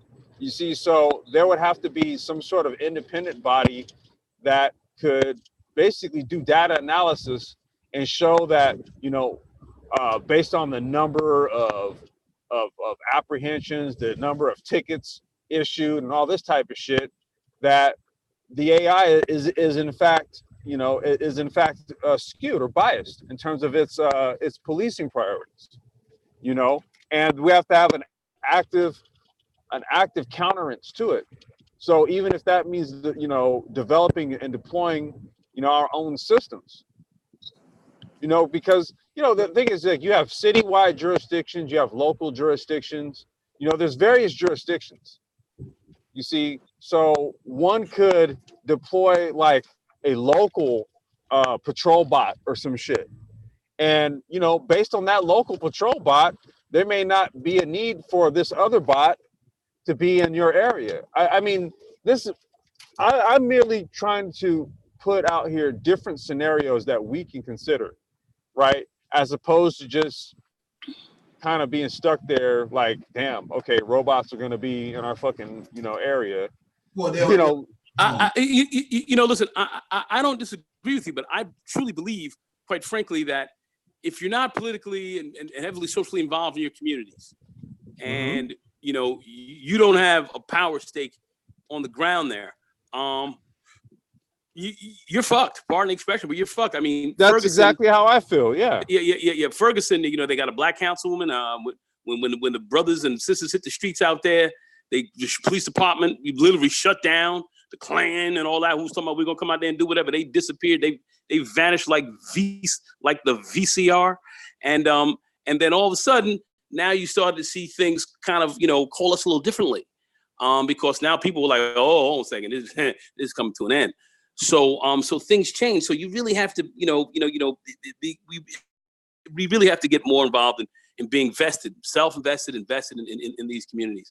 Can't just sit back and just let shit happen, because if you do, you're going to be taxed more, you're going to be harassed more, which is going to end up, because the more and more contact you have with police, the greater and greater your chances are of getting killed. So so that's just how that's going to go, and it's a giant shit sandwich. We all don't want to take a bite of that one. So at the end of the day, this is what we're going to ultimately have to do. This is what's sitting in front of us. This is what is sitting in front of us. And a lot of people want to talk about community and all of that. And if you guys want to talk about sisters and brothers and all that, get these people off their duff. Stop talking about X, Y, and Z, and get out here and get somewhat politically active. That's not going to cost you a lot of money. It's not going to cost you hardly anything at all. Just get up and just keep your eyes out and go to the polls and put your people in and organize and work. I mean, that's ultimately what we're going to have to do.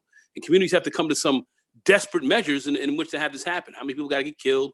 How many more times you have to get taxed left, right, and center where you don't have the money? Then they put you in jail, and then they, debtor's prison, if you will, all kind of craziness, man. This is the kind of crap our community is under.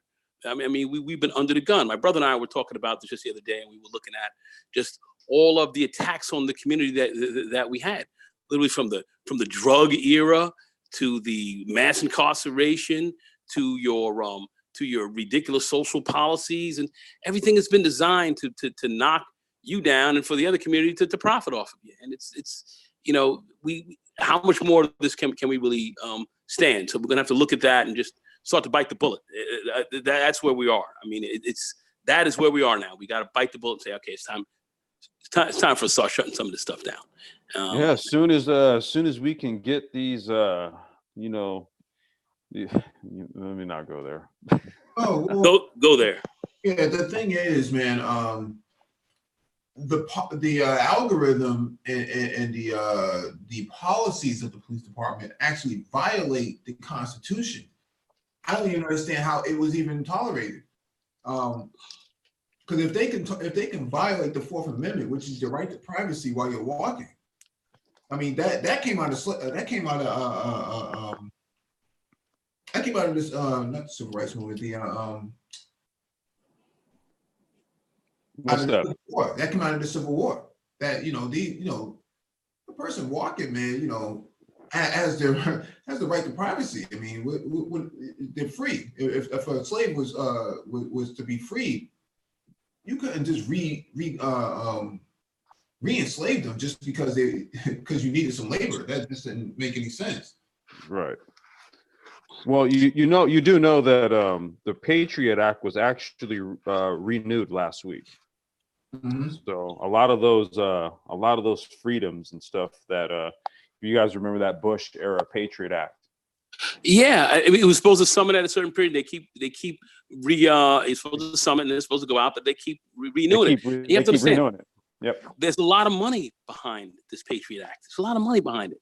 Big departments have been covered up. Your whole department of Homeland Security. Me and one of my good friends, fraternity brother, my roommate from college, he works for the he's in DC. He works for Homeland Security, basically. Homeland Security was created under that bill. Yeah, exactly. And it's a huge administrative piece, which more than $1 trillion is going to it. And people sit down and say, okay, well, we have to, watch certain kind of incidences at home because we have certain things going on. I was like, yeah, if we had better foreign policy, you guys wouldn't be needed. But our foreign policy, we don't care about that. We got perpetual wars going on, and there's a lot of money to feed. It's another big state agency that a lot of people make a lot of money off of. So it's another humongous pork barrel. What also the a lot of the constitutional freedoms that the Patriot Act actually took take some giant shit on, which was, you know, that was like the cause of a lot of the.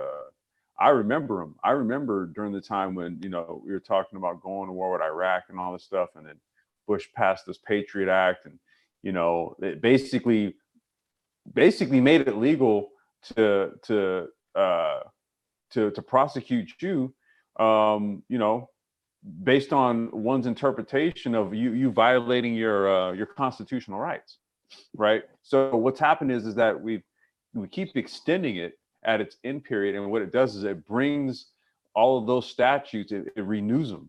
So that's what, based on those statutes, that's what enables an AI police force to take effect, right? To peek into your privacy and all that. The fucking Patriot Act keeps getting renewed. And the Patriot Act itself, in many respects, is kind of evil as well.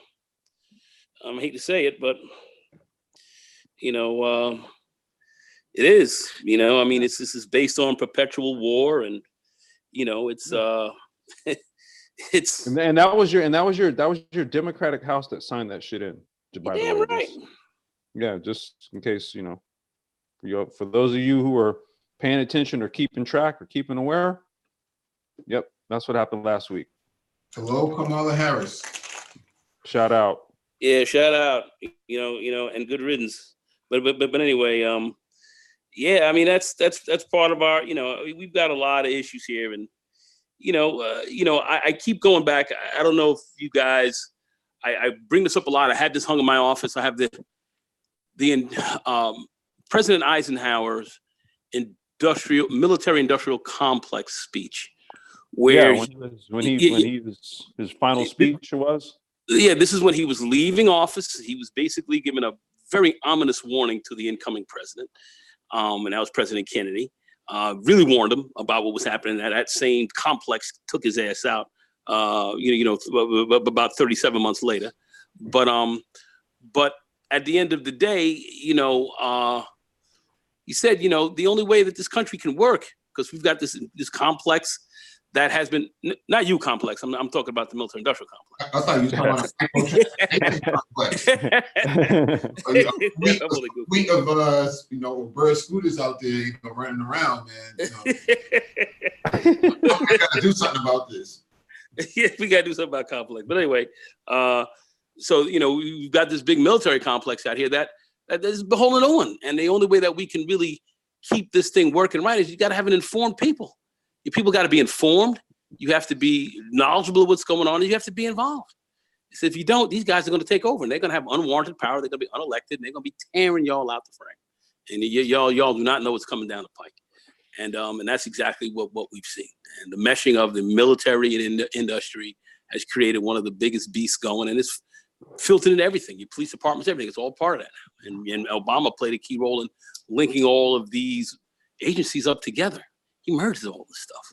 So, you know, I think he did some things that were good, but I think, you know, he was very typical in how he, you know, as kind of a typical American president in a lot of ways. And, you know, this military industrial complex has done nothing but increase, consolidated, merged, congealed, and it's hardcore. And we really have to, you know, look at what's really going on. And this is not, you know, Illuminati or nothing else like that. This is everyday stuff going down. Man, this is industry, man.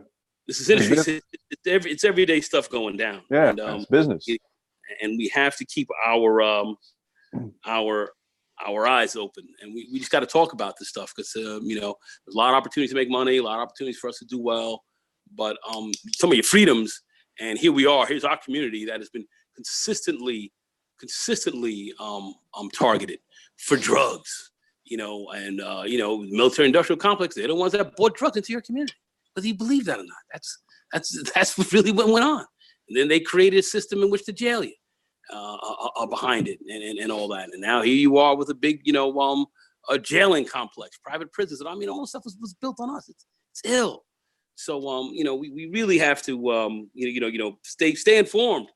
You know, the stuff we're talking about here is, you know, I have a son, I have a grandson, man. This just going to be going down for a long time. I have a vested interest in seeing that the stuff is cut back to the fat meat, because I don't, it's not good for us. It's just not good for us as a community on the whole. And boy, for the Black community in particular, it's been horrifying.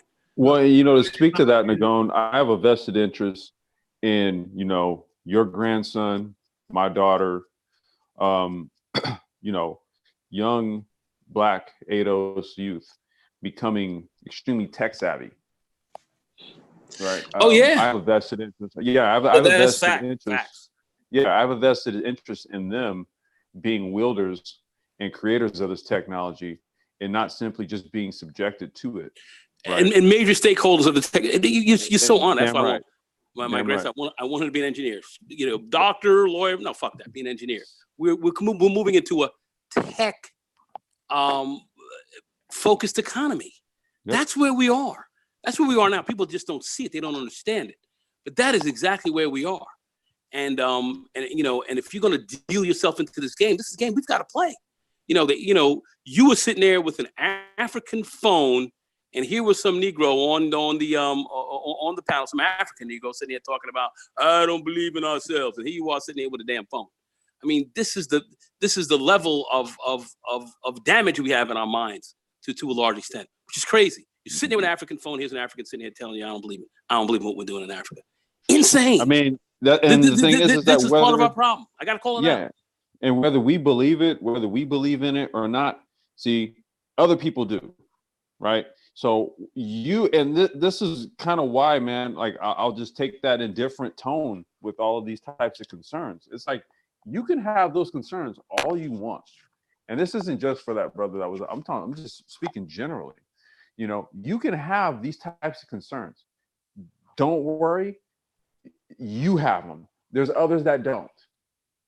So they will happily move and do as they wish while you sit up there with your concerns. Exactly. So you got to have some people who are prepared to move. Forget about these people naysaying and sitting back and worrying. Forget about them. Got to step over some of these folks. And that's kind of where we really are, man. I mean, this is where we are. I don't have time to sit back and I don't have time to sit on these other panels, and either you guys sit around here and argue insanity, man. We got to look at what's really going on right here. And it's just a heavy game. We're in a tech driven economy, a tech driven world. And a lot of us are not even putting ourselves, forget about it in the game, but just you know on the table. Just not fluent in the language, man. We're not even. I mean, so and you can pick up code pretty quickly, and we need to be focused a lot on this, and that's. So let me address Willie Littlejohn in the chat says they don't play fair. Well, the bottom line, I've never seen them. Well, who? Oh no. Who actually plays fair? Let's explore this, right? Let's explore this. Who actually plays fair? Do sports teams play fair? Professional sports teams? Do individual players play fair? PEDs are a big thing. Who's being fair when there's a blown call? When there's officials there to ensure that things go fair, and then guess what? With the officials there, things don't go fair. Hold on a second. I got another example. You got Bill Belichick, supposed to be one of the greatest coaches around. I know where you're about to go. They knocked his ass out of the playoff season one year because he had to play to everybody else's team and was running them and knew it. He had cheated his way to the top. Cheated his way. And this guy would sell his mother and literally deliver her COD to win. I mean, this guy was just he was a criminal, basically. At the end of the day. So we see that in sports. I mean, how much more we're going to see that in real life? I mean, look. Here's one person's fair is another person's interpretation of the rules. Now we see this in motorsport all the time. It's an interpretation of the rules. So all I'm saying here is, it wouldn't be wise to think that everything is supposed to be fair. No. For fairness, it's not really part of the game. I think really it's for us to really step up to the plate and really you know, what's fair is who's sitting back and helping to make the rules. That's what fairness means. If you're not helping to make the rules, you're sitting there subject to them. It's never going to be a fair play. It's just we've never gotten a fair shake in this country. I mean, after the Civil War that we fought and were supposed to have, this is nothing they gave you. You fought for it and died, and you were supposed to go through a period of Reconstruction and have reparations. They turned their backs on that after you bled, after over 200,000 of you fought, and turned this thing around and created this republic. Because we didn't have a republic, it had fallen asunder, and here we came in and turned it around, and we still got jerked out of it. You gotta look at what's going on. Yeah, I mean, and you have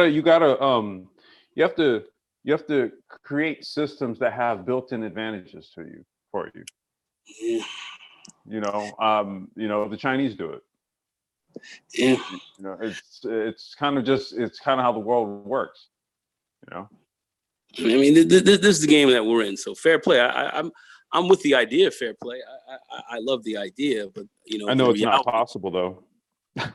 The reality of fair play is a different. It's a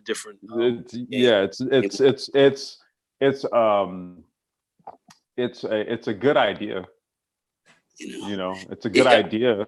You know, I say it's as fair as you make it. It's as fair as you make it. It's as fair as you make it. So if you want to have fair play, we got to make it fair, and that's where we're at. Yeah. Well, I say good luck with that one. Just know that someone's always trying to get the upper hand over their competition. That's just it. No matter what venue you're talking or you're looking into, okay, there's somebody there who's making what you want. Okay, as soon as they see you encroaching on what it is that they have, then they may resort to certain things that you may not deem to be fair, but they deem it to be crucial for their very existence. So you can cry about being fair, they'll cry about protecting what's theirs.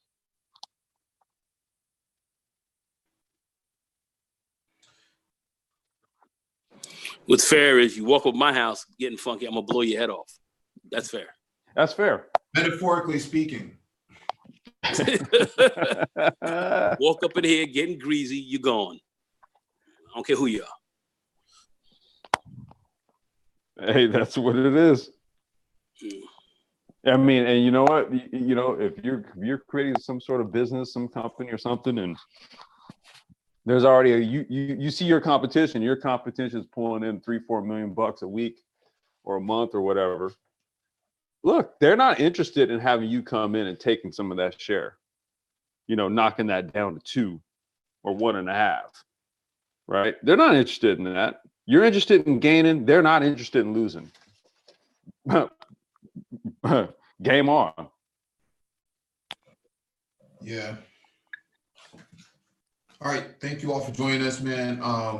Please hit the like button if you've not already done so. Share the video if possible. Hit that notification bell so you get all the updates from the Black Brain Trust, including those posted on the community tab. If you're trying to get in IT for the first time and are in need of mentorship, we do offer IT mentorship. If you're trying to go from one IT role to another, we do offer IT coaching.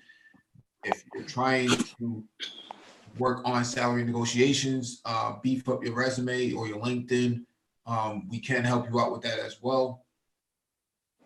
Also, if you're in the tri-state area and you're looking for a contract to hire in IT, Nagone 11 does have Rex on the table. Make sure you get in touch with him at the end of the live stream. Leave your comments in the comment section after. Hey, Mike, I just want to say, you know, I think Thursday night or whatever, I'm going to bring up some more Rex. We'll probably go over some of those as well. And so you guys can just see else kind of what else is going on. And I think Mike and I, we kind of mentioned that. I don't know if Mike wants to continue on with that this Thursday, but if that's open, anybody who's looking around, look at some stuff, I'm going to go over a few things, and hopefully we can go over some of the stuff as well to show you just what's really going on out here and the opportunities and who might be in line for some of this. But anyway, I'll just leave it at that. Go ahead, Mike. I'm sorry. Oh, can I just say something real quick too?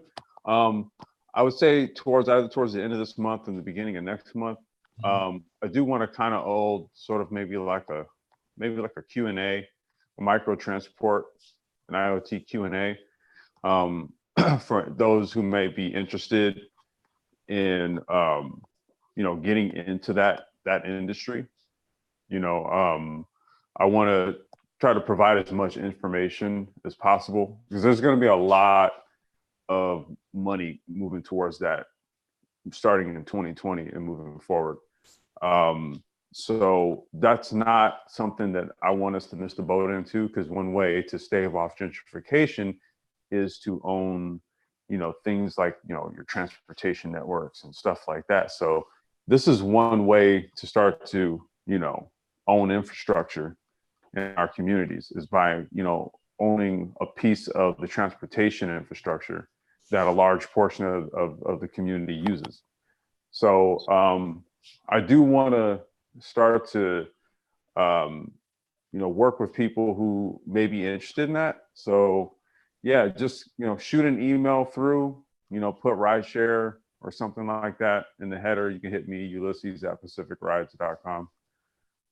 Hit the Black Brain Trust email, whichever one, fits your fancy. And I'm going to put together sort of like a presentation, just like a micro transportation presentation. We did one maybe like a year ago, actually. I'll try to dig it up and repost it so y'all can check it out, but it's going to be an updated one.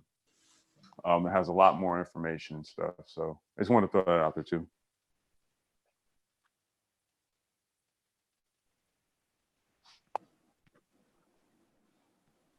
All right, peace and